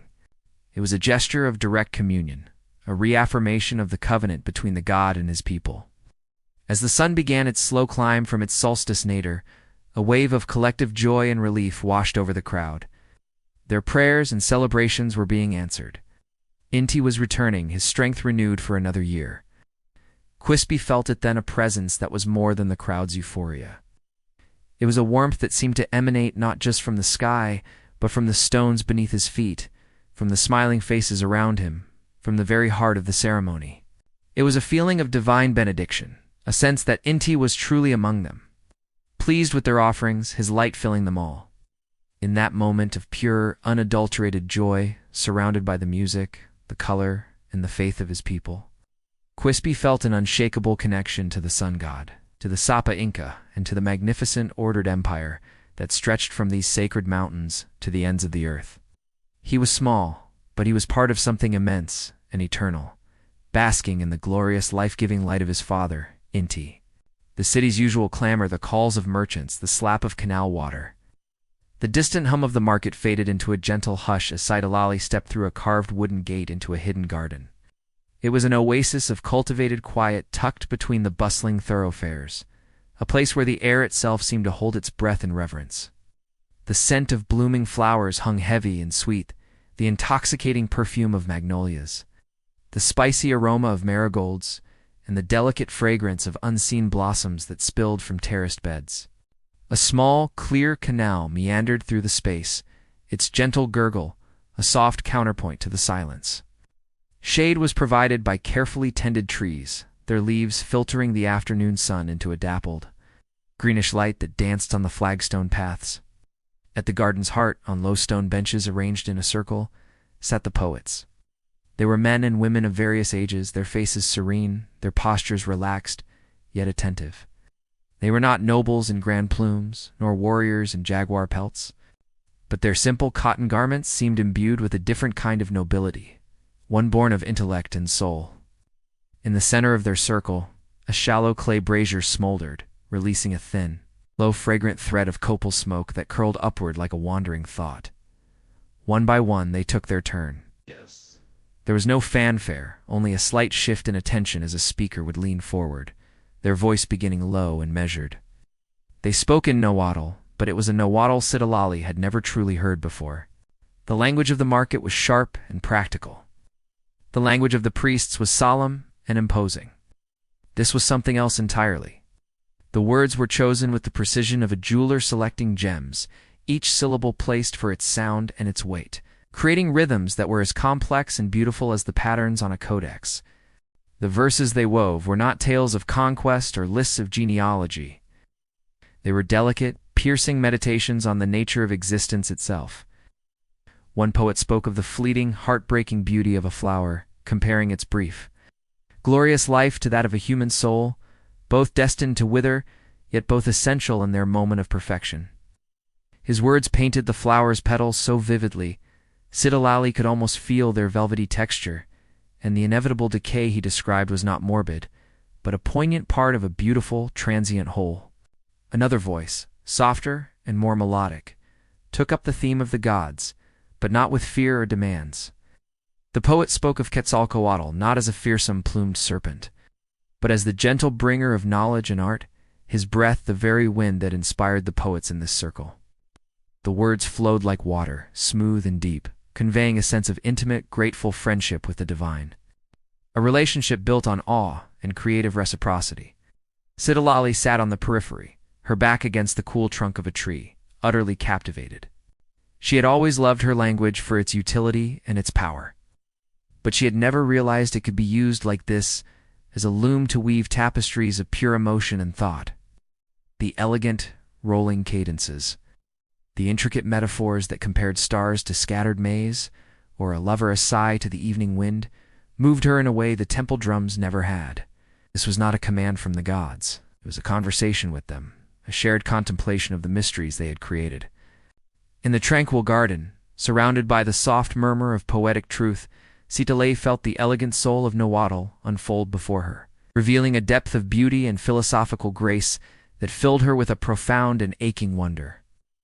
Where the adobe bricks stepped toward the sky like a mountain built by human hands, the air hummed with a different kind of power. It was not the dry whisper of the potter's clay or the salt-tinged breath of the ocean, but a dense, metallic scent that spoke of Earth's deepest secrets and the sun's most concentrated essence. Maywa left the open, sunlit courtyards and entered a low, windowless workshop, its entrance guarded by a heavy woven mat. Inside, the world narrowed to the intimate glow of a small charcoal furnace and the focused presence of a single man, his face illuminated by the pulsating heart of the fire. He was the goldsmith, a master of his art, and his domain was one of intense, controlled heat and profound silence. He did not look up as Maywa entered, his entire being consumed by the crucible cradled in the heart of the coals. Within it, a lump of raw, dull ore was undergoing its miraculous transformation, melting under the relentless breath of the furnace into a shimmering liquid pool of captured sunlight. The air wavered with the heat, thick with the smell of burning charcoal and the peculiar sweet temps of molten metal. With a pair of long, ceramic-tipped tongs, the master drew the crucible from the fire. The liquid gold glowed with an inner light, a miniature sun held in a clay vessel. With a hand that knew no tremor, he poured the gleaming stream into a mold made of fired clay, a negative space waiting to become a ceremonial necklace. The gold flowed, filling the intricate channels that would form a pectoral of stunning complexity. As it cooled, the blinding glow subsided, settling into a deep, buttery luminescence. Only then did the goldsmith acknowledge Maywa's presence, his eyes lifting from his work to meet hers. He gestured to the cooling form, then to the small, polished turquoise stones waiting in a dish of crushed stones, the color of a perfect tropical sea. His voice, when it came, was low and resonant, as if weighted by the value of the material he commanded. He spoke not of technique or trade, but of essence. This metal, he explained, was not merely beautiful or valuable. It was the sweat of the sun, solidified light, a piece of the daystar's divine power, given physical form on earth. To where it was to be touched by that power, to carry a fragment of Inti's own strength and sovereignty. The turquoise, he said, dipping a finger into the blue stones, was the tears of the rain god, the color of life-giving water. Together, gold and turquoise were a prayer in physical form, balance of the sun as unyielding authority, and the ocean's generative mercy. Of power and benevolence woven into a single glorious object. In his dusty, firelit workshop, surrounded by the tools of his sacred craft, Maywa understood that the goldsmith did not simply make jewelry. He distilled the very forces of the cosmos into wearable devotion, binding the wearer to the celestial hierarchy with threads of sun and sea. The kill was a beast of earth and fire, a low, domed mound of clay and stone that seemed to breathe with a contained, ferocious heat. Kaya stood beside it, the desert sun beating down on his shoulders, but its warmth was nothing compared to the radiant energy pulsing from the oven's heart. For days, the community's potters had been preparing, stacking the carefully coiled and painted vessels within the kill-ash chamber with the precision of a sacred ritual. Now, the fire within had been stoked for hours, fed with dry juniper and pine, until the stones of the kiln glowed with a deep, ominous red, and the air above it shimmered like a mirage. His grandmother, her face serene, despite the intense heat, lifted her hands, her palms facing the kiln. Lips moved in a silent, fervent prayer, her words swallowed by the crackle and roar of the flames. She prayed to the fire spirit, asking for its cooperation for a steady and even heat. She prayed to the clay, asking it to remember its origins in the earth and to hold its new form with strength and beauty. She prayed for the success of each pot, for the black-on-white designs to set perfectly, for the vessels to emerge not cracked or flawed but whole and resonant, capable of holding water, grain, and story. Kaya mirrored her gesture, his own smaller hands raised, his own silent plea joining hers in the shimmering air. This was the most perilous part of the process. The moment where weeks of careful work, the gathering of the clay, the patient coiling, the painting of prayers and minerals slip-faced its trial by fire, stray gust of wind, a fluctuation in heat, and everything could be lost. As the hours wore on and the fire burned at its peak, Kaya watched, mesmerized by the transformation he knew was occurring within the sealed chamber. In his mind's eye, he saw the dull, pale clay surrendering to the inferno. He imagined the minerals in the paint melting and fusing with the surface, the black designs sinking into the now vitrifying clay, becoming a permanent part of the vessel's skin. It was a kind of magic, a rebirth. The soft, fragile vessels they had placed inside were being remade, their particles bonding under the extreme trial of the heat, emerging stronger, harder, able to withstand the challenges of daily use and the passage of time.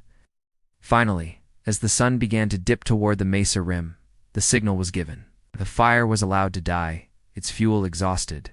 The intense roar subsided into a soft, deep crackling, and then into an eerie silence. The kiln was sealed and the long, anxious wait began. They would not open it until the next dawn, when the stones had cooled enough to touch. That night, Kaya's dreams were filled with images of potsum whole and singing with beauty, others heartbreakingly fractured. He awoke with the first light, his stomach tight with anticipation. The unveiling was a quiet ceremony. As the stones were carefully moved aside, and the first vessel was drawn from the ashes, cool and smooth to the touch, a wave of relief and joy washed over him. There it was, a sturdy, beautiful water jar, its white surface flawless, the black geometric pattern of rain clouds and lightning bolts, now a permanent, glossy part of its being. It was no longer just clay.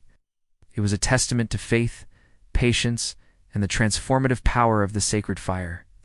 A durable, beautiful vessel ready to serve its purpose for generations to come. The jungle held secrets deeper than any story told by the elders, a living library of remedies written not in glyphs, but in leaf, root, and flower. Axtel felt this truth settle around her like the dappled green light filtering through the dense canopy overhead. She followed the village healer, a woman named Zazel, whose movements were as quiet and purposeful as the flow of a hidden cenote. Zazel's hands, though gnarled with age, possessed a knowing gentleness, and her eyes missed nothing.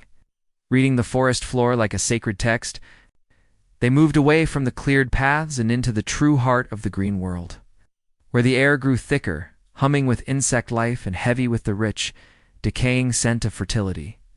Zazel paused, her hand hovering over a low-growing plant with broad heart-shaped leaves. She did not simply point. She knelt, her fingers brushing the leaves with a reverence usually reserved for temple idols. She spoke in a low, measured tone, her voice blending with the forest's whisper. This plant, she explained, was a gift from the earth spirit for fevers, its spirit cool and calming. But one did not just take. She produced a small, dark obsidian blade and a tiny carved jade bead from her pouch. With a careful incision, she harvested only a few of the older leaves, then placed the jade bead at the plant's base as an offering of thanks, a trade of stone for life. This was the first lesson, and it repeated with every stop. For a vine with yellow flowers that could ease a deep cough, she left a pinch of ground maize. For the bark of a particular tree that strengthened the blood, she offered a single, perfect parrot feather. Each plant had its own spirit, its own purpose, and its own ritual for harvesting. Ixchel listened, her initial curiosity hardening into a profound respect. This was not merely gathering. It was a conversation, a negotiation with the green world, an acknowledgement that healing was a reciprocal act between human and forest. Zazel taught her to see with new eyes, to notice the specific shade of green that indicated potency, the time of day when a plant's spirit was most awake, the way certain herbs grew in communion with others, their roots intertwined beneath the soil. The forest was no longer a chaotic tangle of green, but a meticulously ordered pharmacy, each plant a note in a complex symphony of wellness. Excel's baskets slowly filled with leaves, bark, and roots, each one chosen with intention and gratitude. As they moved deeper, the sounds of the village faded completely, replaced by the ancient, patient wisdom of the trees. Axel felt it seeping into her. A quiet understanding that the greatest knowledge was not held in stone codices, but grew from the earth itself, waiting for those who knew how to listen, to ask, and to give thanks. She was not just carrying leaves. She was carrying the forest's whispered secrets, feeling its deep, abiding wisdom take root in her own soul. The rhythmic, hypnotic clack of the loom was a sound that seemed to measure time itself in the thin, highland air of Quisp's home.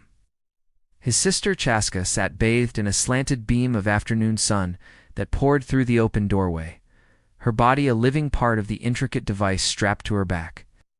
Before her, stretched taut between two sturdy posts, was a work-in-progress tapestry of such vibrant complexity it seemed to hold a piece of the sky, the earth, and the Empire's very soul within its woven threads.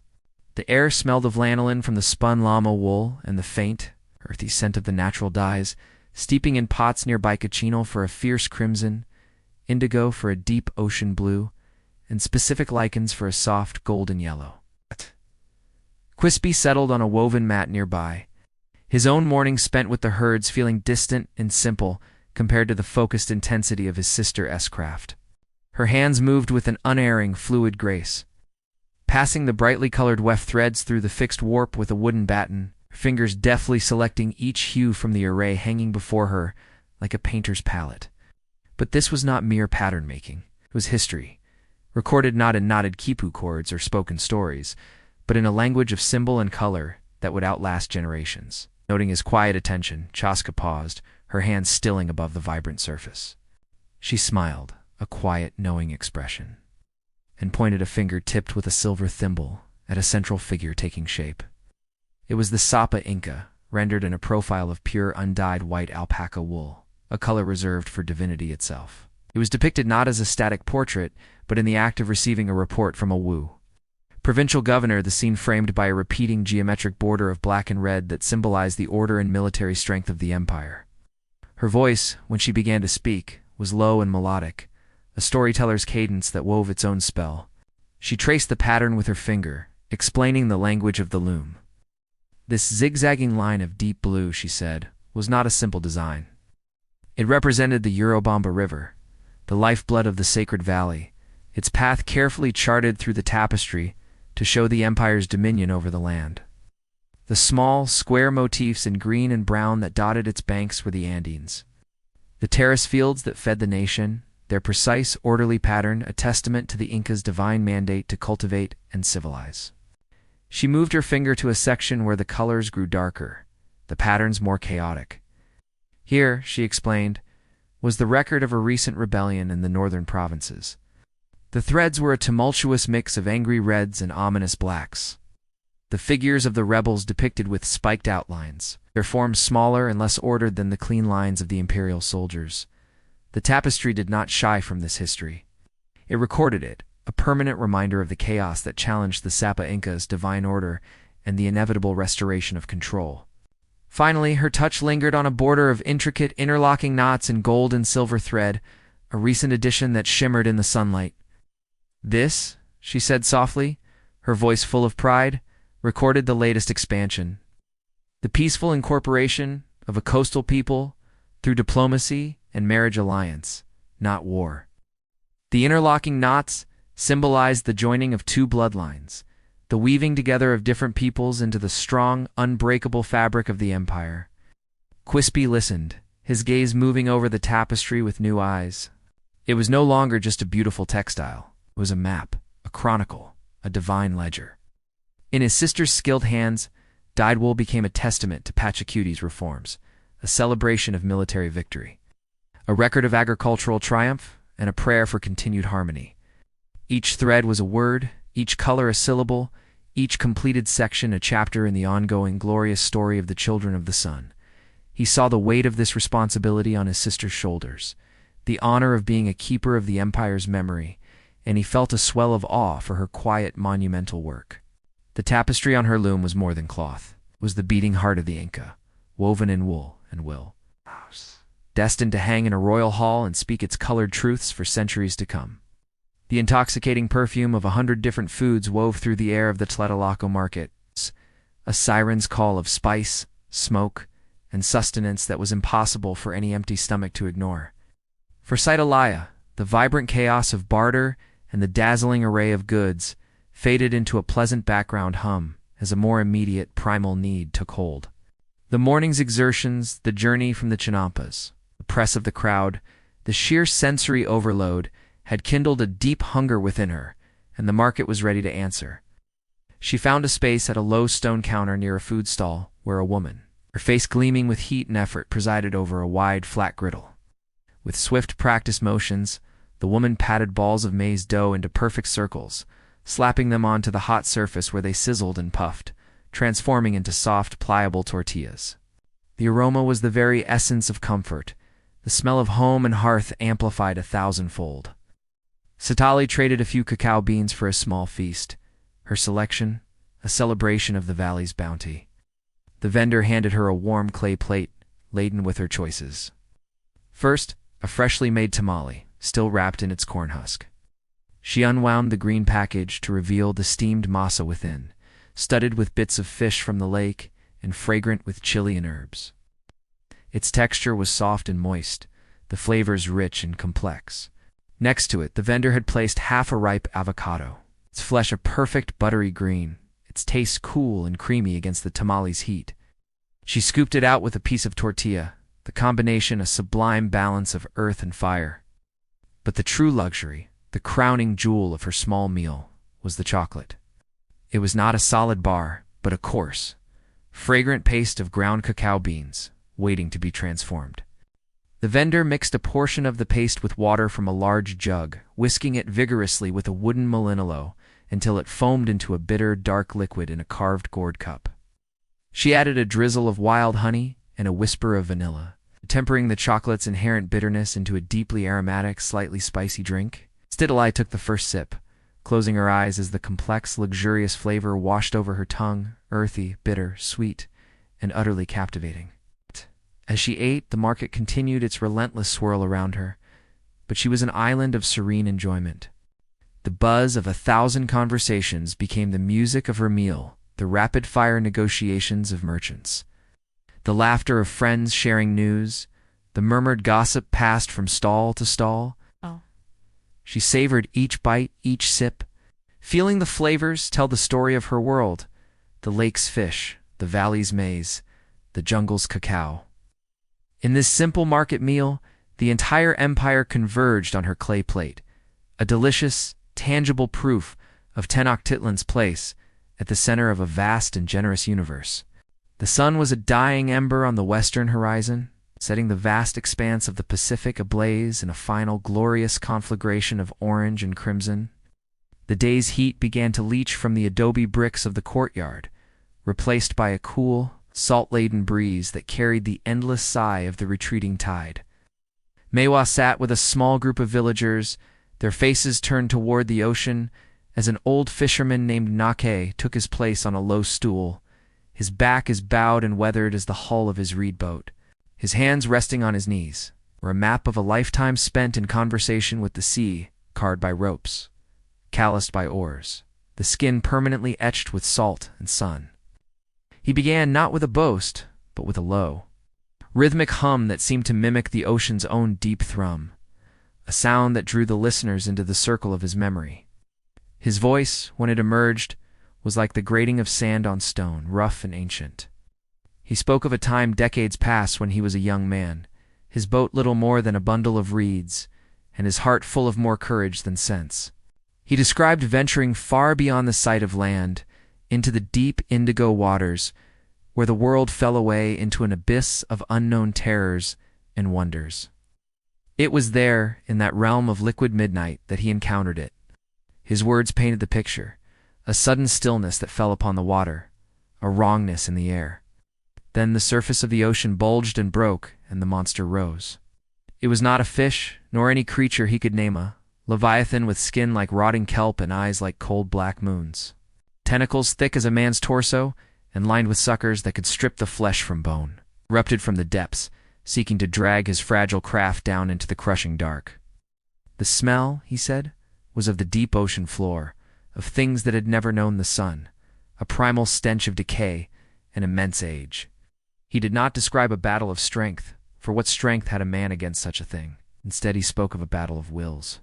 He told of how he stood in his tossing boat, not with a harpoon raised in anger, but with his hands open, his voice rising in the chants his grandfather had taught him, old songs that praised the ocean's power, that acknowledged its sovereignty, that asked for mercy, not victory. He offered it the finest fish from his catch, throwing them into the churning water as an offering, a tithe to its terrible majesty. For what felt like an eternity, the creature watched him, one immense, intelligent eye fixed upon his small, defiant form, the tentacles merely holding the boat in place, testing its fragility. And then, as suddenly as it had come, it was gone. The tentacles slid back into the abyss, the monstrous head sank beneath the waves, and the ocean returned to its normal swells. He was alone, shaken to his core but alive. And in his boat, left behind as if by accident, was a single perfect pearl, large as a dove's egg, and gleaming with a soft inner light. It was not a reward, he said, his voice dropping to a whisper. It was a token, sign that the ocean had seen him, had tested his respect, and had found it worthy. Mawa listened, her own breath held. The boundary between the old man's memory and the ancient myths of her people blurring until they were one and the same. Was the monster, Apec himself, testing a mortal? Or was it one of the deep gods of the sea, the Michi, spoken of in hushed tones? Nikei's tale was not a story of conquest, but of covenant. It spoke of a relationship with the ocean built not on domination, but on humility, respect, and a fearless acknowledgement of its immense, terrifying power. As the last light faded from the sky and the first stars pricked the velvet darkness above, the lesson settled deep within her. The sea gave its bounty, but it demanded courage in return. Its respect was not won by force, but earned by reverence, a truth as deep and enduring as the Pacific itself. The desert night was a vast black bowl overturned above the mesa, its interior dusted with a million pinpricks of cold, sharp light. The sun's lingering warmth had bled from the red rock hours ago, replaced by a chill that seeped into the bones and a silence so profound it felt like a physical presence. Kaya followed the faint, crunching footsteps of the Star Watcher, an elder named Nantan, as they climbed away from the sleeping cliff dwellings, ascending a narrow, ancient path to the highest, flattest point of the mesa.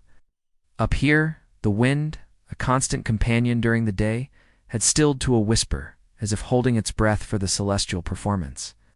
Nantan settled onto a smooth, flat stone that seemed placed for this very purpose. Its surface worn smooth by generations of Star Watchers before him. He did not speak, only gestured for Kaya to sit beside him. He carried no instruments, no charts of papyrus or clay. His tools were his deep-set, knowing eyes. The intricate map of the night sky held perfectly in his memory, and a lifetime of patient observation. He tilted his face upward, and Kaya mirrored him, the immensity of the cosmos stretching out in a display of terrifying, beautiful grandeur. After a long moment of shared silence, Nantan's voice, low and raspy as the wind over dry sand, finally broke the stillness. He did not point with his finger, but with a slight inclination of his chin. He spoke of the white shining woman, a constellation Kaya knew, as the cluster others might call the Pleiades. Her position in the sky, Nantan explained, was not random decoration. Her journey was a precise celestial clock. When she disappeared behind the western rim in the spring, it was the signal to clear the fields and prepare the digging sticks. Her return to the eastern sky before dawn in late summer whispered the first warning that the growing season was finite, that the time to harvest was approaching. Then his gaze shifted, tracing the great, misty river of the Milky Way, which the people called the backbone of the night. He spoke of the twin brothers who lived there, their eternal struggle and cooperation, a mirror of the balance needed in their own lives. Between hunting and farming, between individual and community, between the harshness of the desert and the generosity of the rain. He showed Kaya the stingray beetle, whose position at certain times of the year indicated the coming of the brutal summer heat, and the great bear, whose slow rotation around the fixed North Star marked the unwavering center of the turning year. As Nanton wove the stories of the stars, Kaya felt the ancient knowledge sinking into him, not as dry facts, but as a living, breathing truth. The sky was not a distant, indifferent tapestry. It was the other half of their world, the unerring, predictable counterpart to the unpredictable earth below. The stars were the great turning calendar that dictated the rhythm of their existence, when to plant, when to harvest, when to hold the rain dances, and to prepare for the deep sleep of winter. This was a science of observation passed down through countless generations, a dialogue with the cosmos that ensured their survival. Gazing up at the cold, brilliant fire of distant suns, Kaya no longer felt small or insignificant. He felt connected, a part of a vast, orderly system. The same stars that guided the path of the hunter also guided the growth of the corn. The same constellations that told stories to the children also dictated the most vital ceremonies of the elders. In the profound silence of the high desert night, under the watchful eyes of a billion stars, he felt the undeniable truth. The sky and the earth were not separate, but one single interconnected whole in his. People were the humble, grateful children of both. The jungle's green cacophony fell away as Ixtrel stepped into the scribe's sanctuary. A small, thatch-roofed structure set apart from the bustling heart of the village. Here, the air was different still and cool, carrying the faint, earthy scent of bark paper and the sharp mineral tang of drying pigments. It was a place of quiet intensity, of knowledge being given physical form. The scribe, a man named Ahau, sat cross-legged on a woven mat, his posture one of absolute focus. Before him, spread across a low wooden table, was a long strip of amit paper. It's pale. It's a fibrous surface already alive with the beginnings of a story told in image and glyph. Exel approached with the reverence one might show at a temple altar, her footsteps silent on the packed earth floor. Ahau did not look up, his entire being consumed by the delicate dance of his brush. It was a fine-tipped instrument, crafted from a single bristle of a jaguar's whisker, and it moved with a precision that seemed almost supernatural. He dipped it into a small, carved shell holding a pool of vivid crimson paint made from the cochineal insect, and with a hand that knew no tremor, he began to paint. The glyphs emerged from the tip of his brush, not as mere writing, but as tiny, perfect works of art. They were a complex fusion of symbol and sound. Each one a universe of meaning, compacted into a square of breathtaking detail. Alongside them, he painted figures of gods with elaborate headdresses, their postures stiff with divine power, and scenes of rulers receiving tribute, their authority etched in every line. The colors were not just decorative. They were symbolic: the deep blue of sacrifice, the bright yellow of maize and life, the stark black of the underworld. After a long moment, Ahau finally set his brush down and looked up, his eyes, though weary, holding a deep, patient light. He saw the awe on Ashel's face and gestured for her to come closer. His voice, when he spoke, was low and measured, each word weighted with the gravity of his task. He explained that this was not a simple record. This codex was a sacred vessel, a physical home for the soul of their people. He traced a section dense with complex astronomical charts, the precise path of Venus, the cycles of the moon, the ominous descent of an eclipse. This was the sky's wisdom, captured on bark paper, a guide for priests to predict the turning of seasons and the will of the gods. His finger moved to another panel where intricate figures performed a bloodletting ritual. This was the sacred duty of kings and nobles, the ultimate offering to nourish the gods and maintain the cosmic order. The codex preserved the precise steps, the prayers. The regalia ensuring the rituals would be performed correctly for generations to come, lest the world fall into chaos. Finally, he showed her a section that depicted the great lineage of their city's rulers. Their deeds and conquests, illustrated in a sprawling visual narrative. This was their history, their identity, the proof of their right to rule, woven into the very fiber of the paper. To create such a thing, he murmured, was an act of devotion that required not just skill, but a pure heart. The paper itself was holy, made from the inner bark of the wild fig tree, beaten and processed with prayers. The paints were prayers, ground from sacred minerals and mixed with the reverence due to the gods they represented. A single mistake was not merely an error, it was a corruption of truth, a spiritual danger. These books, he said, his voice dropping to a whisper, were more precious than jade, more powerful than any temple. They held the breath of the gods, the memory of the ancestors, and the map of the cosmos. They were the beating heart of Maya wisdom, and to be in their presence, to witness their creation, was to stand at the very threshold of eternity. Ixchel left the scribe's hut not just with new knowledge, but with a humbled soul, understanding that the greatest power of her people was not held in stone or weapon, but in these fragile, beautiful, and profoundly sacred pages. The thin air of the high Andes hummed with a sacred silence, palpable tension that seemed to still the very wind and hold the towering Apis in breathless anticipation. Quispy stood among a select group of children, his heart a frantic drum against his ribs, each beat echoing the solemnity of the moment. They were chosen, an honor that settled on his narrow shoulders with the weight of the mountains themselves. Before them, on a stone altar overlooking a precipice that dropped into a world of swirling cloud and stark rock, the high priest prepared for the capacoca, the most sacred of Inca rituals. The air was sharp and cold, carrying the faint, sweet smell of burning coca leaves and the musky scent of llama wool from their finest tunics. In his hands, Quispy cradled his offering. It was not a living sacrifice, for he was still too young for that ultimate devotion, but a miniature llama, meticulously crafted from the finest spondylus shell. The figurine was cool and smooth against his skin, its form perfect, every curve and line a testament to the artisan's skill and reverence. It represented the very essence of their wealth and sustenance, a tiny, perfect symbol of the herds that dotted the mountainsides. The shell, a deep orange red harvested from the distant warm ocean, was itself a treasure, a piece of the sun's warmth offered back to the cold, powerful mountain gods. The priest's chant began, a low, guttural invocation that seemed to rise from the stones beneath their feet.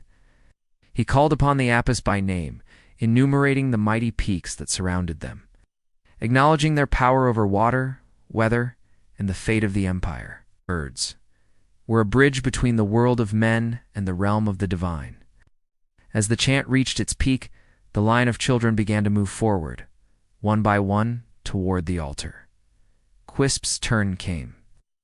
His legs felt weak, but he willed them forward, his gaze fixed on the small, smoldering fire at the priest's feet. He reached the altar. The priest's ancient, knowing eyes met his, seeing not just a boy, but a representative of his people, a vessel for their collective plea. Without a word, Quispy extended his hands, placing the precious shell llama into the priest's waiting palms. The transfer was done with a gravity that felt eternal. The priest held the figurine aloft for a moment, a flash of red-orange against the immense blue sky, offering it to the snow-capped peaks that watched in silent judgment. Then, with a prayer so soft it was almost a breath, he placed it gently beside other offerings, tiny gold figurines, exquisite textiles, perfect shells, into a small, dedicated pit beside the altar. It was a grave, a womb, a doorway to the gods. As he stepped back, a profound sense of peace washed over Quispy, so intense it brought a prickle of tears to his eyes. The frantic beating of his heart slowed, replaced by a deep, resonant calm. He had participated in something vast and eternal. He had given something precious to the gods, not out of fear, but out of honor and a profound desire for balance. His small offering, placed alongside those of the empire's most important children, was a thread woven into the great tapestry of reciprocity that bound the Inca to their world. He looked out at the majestic, unforgiving landscape, and for the first time, he did not feel like a small boy in a giant's land, but an integral part of its sacred order.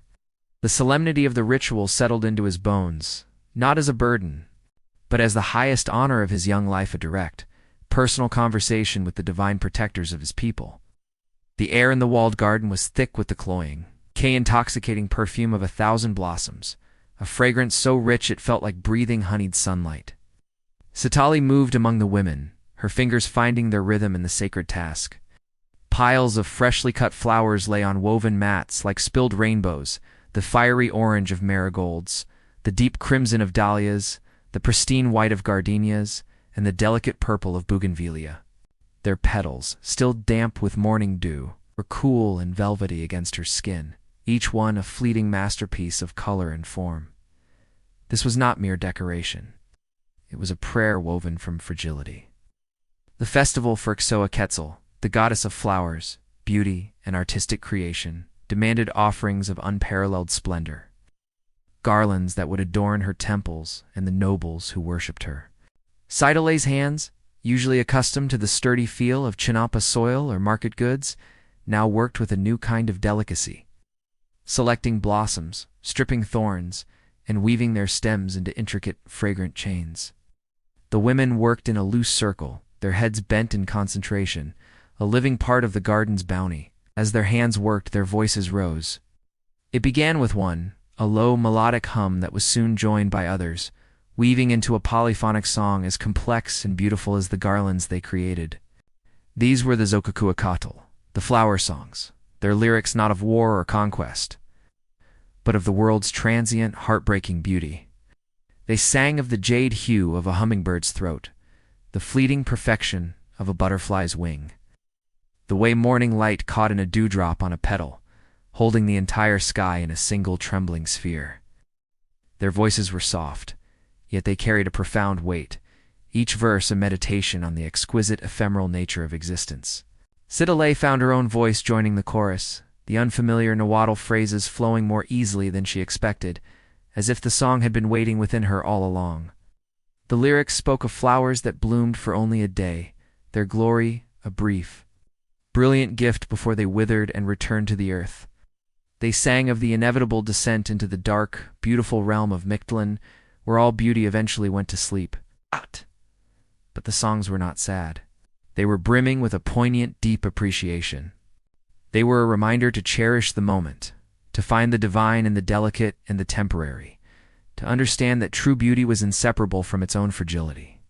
As her fingers wove the vibrant, perishable petals into a lasting offering, and her voice lifted in songs about their inevitable decay, Sidalali felt a deep, serene understanding settle in her heart. They were not just making garlands. They were practicing a philosophy, honoring the goddess by embracing the beautiful, tragic, and perfect cycle of life, death, and the exquisite briefness of it all. The final stroke was not an ending, but a sealing a last.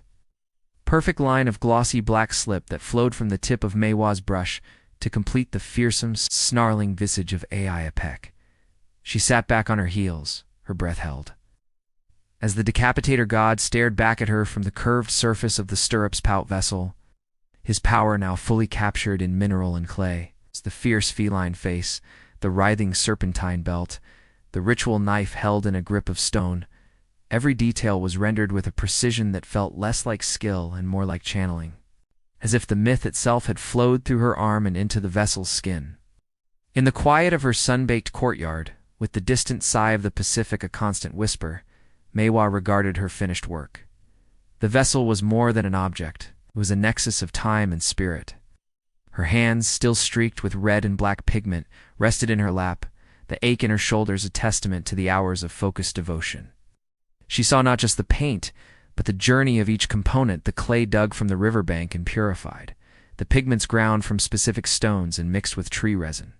The countless stories of Apec she had absorbed since childhood, told by elders around evening fires. All of it was distilled here into this one container.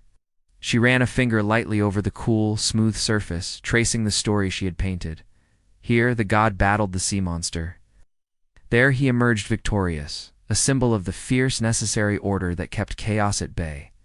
This was not mere decoration to please the eye. This was a prayer rendered in physical form, a silent, potent invocation. In the Mocha world, art was not separate from spirituality. It was its language. To create was to pray, to remember, to ensure that the sacred narratives that defined their existence would not fade, but would endure, tangible and unchanging. long after the voices that first told them had fallen silent. This vessel would likely hold chicha for a noble table, or be placed in a tomb to accompany a soul to the afterlife. But its true purpose was to serve as a vessel for memory itself. It would whisper its story to every person who saw it, every hand that touched it, reminding them of the god's power, the hero's deeds, and the delicate balance of the world. Meiwa felt a profound peace settle over her, a quiet exhaustion that was deeply satisfying. Her work was done. She had taken the dust of the earth and the colors of the stones and had woven them together with myth and memory, creating something that was both beautifully mortal and hauntingly eternal. It was her offering, her testimony, her small permanent mark on the endless story of her people. The fire in the central hearth had burned low, its embers pulsing like a sleepy heart in the deep quiet of the cliff dwelling. The day's warmth had fled, replaced by the high desert's penetrating chill. But within their home, wrapped in thick wool blankets, Kaya felt only a focused anticipation. His grandfather, Nantan, the Star Watcher, settled himself on a worn cushion of rabbit fur. His face a landscape of wrinkles carved by sun and time, each line a potential pathway into the past. The flickering firelight danced in his deep-set eyes, and when he spoke, his voice was not the rasp of the desert wind, but the low, steady rumble of the earth itself, ready to give up a long-held secret. He began not with people, but with the land. He described a time of great dryness, a thirst that lasted generations. When the rivers shrank to dusty gullies and the corn stood stunted and despairing in the fields, the world below, the vast plains from which they had come, had turned its back on them, its generosity withheld. The ancestors, the old ones, had held councils in kivas much like the one nearby, their faces grim in the firelight. They had read the signs, the failing crops, the distant smoke of other villages abandoned, the relentless sun in a cloudless sky. The message was clear, a silent, devastating ultimatum from the spirits. They could not stay. They must walk away from the homes they had built for centuries, from the bones of their grandparents buried in the plaza, and go in search of a new harmony. Nanton's words painted the journey not as a single event, but as a long, painful unraveling. He spoke of the heartbreak of leaving, of the last looks over shoulders at the familiar mesas dwindling behind them. He described the caravan of their people moving like a slow river across the desert, burdened with all they could carry: pottery, tools, seed, corn, and the immense invisible weight of their displaced lives. They walked for seasons, guided by the stars and the whispered knowledge of scouts who ranged ahead, searching for a sign. They faced searing heat by day and biting cold by night, their path crossed by dry washes and treacherous canyons. There were times of hunger, when the old and the very young faltered, and their losses were buried under simple cairns of stone, left as silent markers on their trail of sorrow. But the story, as told by Nantan, was not one of despair alone. It was a story of incredible resilience, of lessons carved into their souls by hardship. They learned to read the land with a new intimacy, finding water in seemingly dry seeps by the specific plants that grew there, following the flight of birds to hidden springs. They discovered the strength of unity, how sharing a single mouthful of water or a scrap of dried meat could mean the difference between life and death for the whole community. The challenges did not break them, forged them, tempering their spirit into something as hard and enduring as the obsidian they carried. And then he spoke of the finding. The scouts returned with news that seemed too miraculous to be true: a series of high mesas, protected and defensible, with deep canyons that held secret springs and fertile soil. When the people finally saw them, these towering cliffs of red and white sandstone, they knew. This was not just a place to stop. This was a place to become. The challenges were not overbuilding these intricate dwellings into the sheer rock face was a task that demanded generations of labor, but it was a task undertaken with hope. They had not just found a new home, they had found a new relationship with the world, one of balance and profound respect, learned step by painful step on the long road there. Nantan fell silent, his gaze lost in the embers. The memory of the migration was not a tale of a destination reached, but a permanent part of their identity. A story of endurance that lived in the very stone of their walls and the determined rhythm of their hearts. The air in Ixchel's village, usually a gentle tapestry of jungle whispers and domestic sounds, now vibrated with a palpable, joyous energy. The long weeks of anxious waiting, whispered prayers to Chak and diligent tending of the fields, had culminated in a triumph that painted every face with relief and exultation. The maize harvest was in, and the village was awash in gold. Great mounds of husked cobs, each one a plump testament to the earth's generosity, and the people's labor filled the central plaza there sweet. Sun-warm scent mingling with the aromatic smoke from a dozen roasting pits. This was more than a successful season. It was a covenant fulfilled, a reason for the entire community to breathe a collective sigh of gratitude and erupt into celebration. As the sun began its descent, casting long, golden fingers through the canopy, the feast was laid out on broad banana leaves and woven mats. There were tamales steamed in their own husks, bursting with seasoned beans and tender squash. There were clay pots, brimming with rich, spicy stews and great stacks of freshly made tortillas, their warm, toasty aroma a promise of comfort and sustenance. The bounty was staggering, a direct reflection of the land's answered prayers. And it was shared without hesitation, from the eldest elder to the smallest child, a tangible expression of their interconnectedness. Laughter and easy conversation flowed as freely as the sweetened maize beer, weaving a tighter web of kinship and shared fortune with every shared dish and refilled cup. Then, as the last sliver of sun vanished, and the fireflies began their own delicate dance in the encroaching dusk, the drums began. Their deep, resonant call was a pulse that echoed the village's collective heartbeat, an irresistible summons that drew everyone to their feet. The formal feast melted into an exuberant, communal dance. Shell found herself swept into the swirling current of bodies. Her hands linked with her friends, her mother, her neighbors. They moved in great, joyful circles around the central fires, their steps a rhythmic stamp of thanks upon the earth that had provided for them. There was no skill required, only abandon and unity, a physical manifestation of their shared relief and happiness. The music, the laughter, the shared fatigue in their limbs, it all fused into a single, powerful feeling of belonging. Under the emerging stars, surrounded by the fruits of their shared labor and the people she loved most, Exgel felt the profound truth of the celebration settled deep within her. The harvest was not just maize gathered, it was the community itself, gathered and strengthened, its ties renewed and its spirit fortified for whatever seasons lay ahead. In the high, thin air of the Andes, Quispy stood on a terraced field, his fingers brushing the tender green shoots of quinoa. Each plant was a promise, a small, vibrant echo of the seeds his father had pressed into the earth, just as his father had before him. The stone walls of the Andens, built by ancestors whose names were lost to time, but whose hands had shaped this very mountainside, held the soil fast. Quispy felt their presence in the unyielding rock, in the precise angle of the terrace that caught the sun's warmth. He was not just a boy tending crops. He was the latest gardener in an endless line, his labor a stitch in the immense living tapestry of the empire. The continuity was a physical thing, a root that reached deep into the past, and what he knew stretched far into the future. Through his own children, binding them all to Pachamama and the divine order of the Sapa Inca, in the cool dimness of her cliffside home, Kaya watched his grandmother's hands, now gnarled, and slow as they guided his own in the repair of a yucca fiber basket. The pattern of rain clouds, faded but still discernible, was one she had learned from her mother, who had learned it from hers.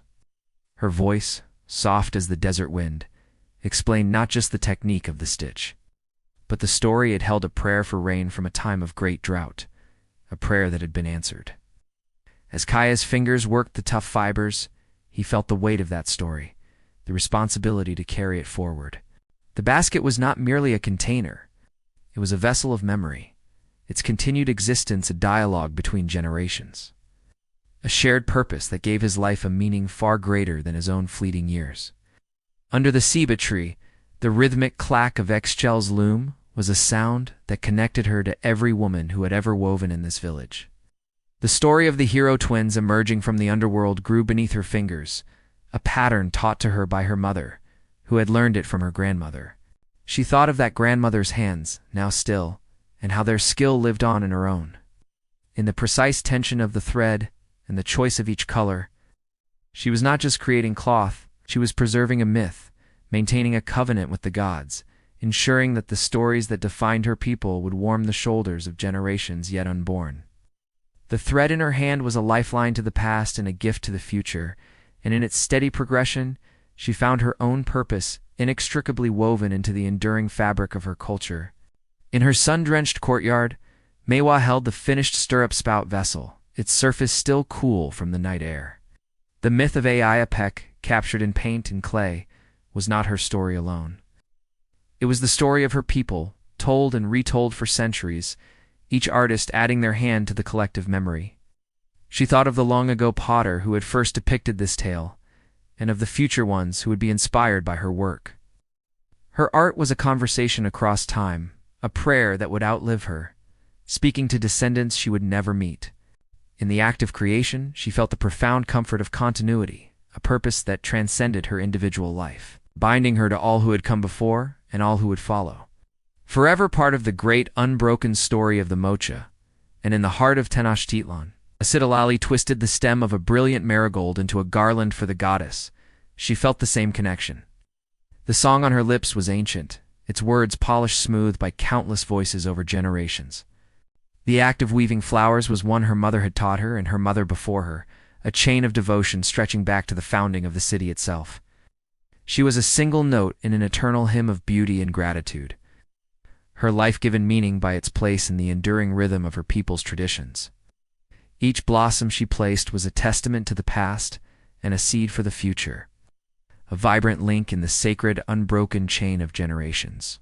The sun, in its relentless journey, began its final surrender in every corner of the known world, painting the sky in a universal palette of fire and shadow. In the Maya lowlands, the dense green of the jungle deepened to emerald and then to indigo, the raucous daytime chorus of howler monkeys and parrots softening into the rhythmic chirping of crickets and the distant haunting call of a night bird. The scent of the earth, warmed by the day's heat, rose to mingle with the sweet, resinous smoke from countless hearth fires being rekindled for the evening. Inside her family's thatched-roof home, Exgel watched the flames dance, their light playing across the faces of her younger siblings as they settled close, their day of play finally giving way to a quiet contentment. The simple, comforting aroma of reheated beans and tortillas filled the space, a humble feast that tasted of security and love. As the last sliver of orange vanished behind the towering pyramids, a profound gratitude settled over the household for the food, for the shelter, for the day's work completed, and for the timeless cycle that promised a new dawn after the dark. High in the Andes, the sunset was a stark, magnificent drama. The snow-capped peaks of the Apis blazed with a final fierce glory, their icy facets catching the light like 1,000 mirrors, before the cold blue of twilight claimed them. In Quisp's stone home, the single room grew chilly, and the family drew closer around their small fire, the flames reflected in their dark, quiet eyes. The remains of a simple supper of chuno and roasted maize sat between them, but the true nourishment was in their shared presence. The immense, star-dusted silence of the mountains pressed in, not as a threat, but as a reminder of the protective might of the earth's spirits they honored. There was no need for words. The shared warmth, the sight of the herd safely penned for the night, and the knowledge that they had once again worked in harmony with Pachamama and Inti was a prayer of thanks in itself, a silent acknowledgement of the cycles of sun and season that sustained their high, hard world. On the arid coast, the sun plunged into the vast Pacific setting, the horizon ablaze in a final spectacular conflagration of gold and crimson before disappearing, leaving the world to the velvety indigo of night and the sudden surprising chill of the desert air. In Meiwa's courtyard, the fading light glowed on the rows of fired pottery, each piece holding a story within its curves.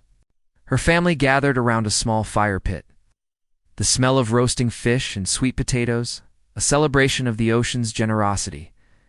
The day's labor was done, the stories told, the art created. As the first brilliant stars emerged, they seemed to whisper of the endless cycle of the waves, the patient turn of the seasons, and the unwavering presence of the ancestors whose memories were baked into every pot, woven into every net, and carried on the salt-laden wind. And on the high mesa, the sunset was a slow bleeding of light from a vast, immense sky. The red rock walls of the cliff dwellings glowed as if lit from within, holding the day's warmth for a few precious moments longer. In the kiva, the air was still and cool, but in their homes, families were cozy and close.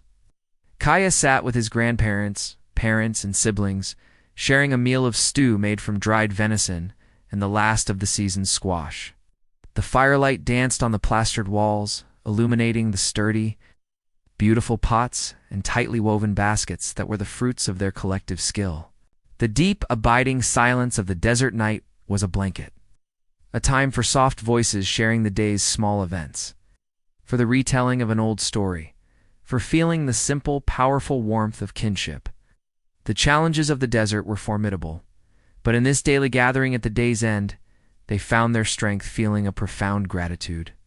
For the shelter of the cliff, the water in the cistern, the food from their stores, and the enduring cycles of the earth and sky that guided their lives. The last light did not signify an end, but a turning, a peaceful pause in the great eternal wheel of existence.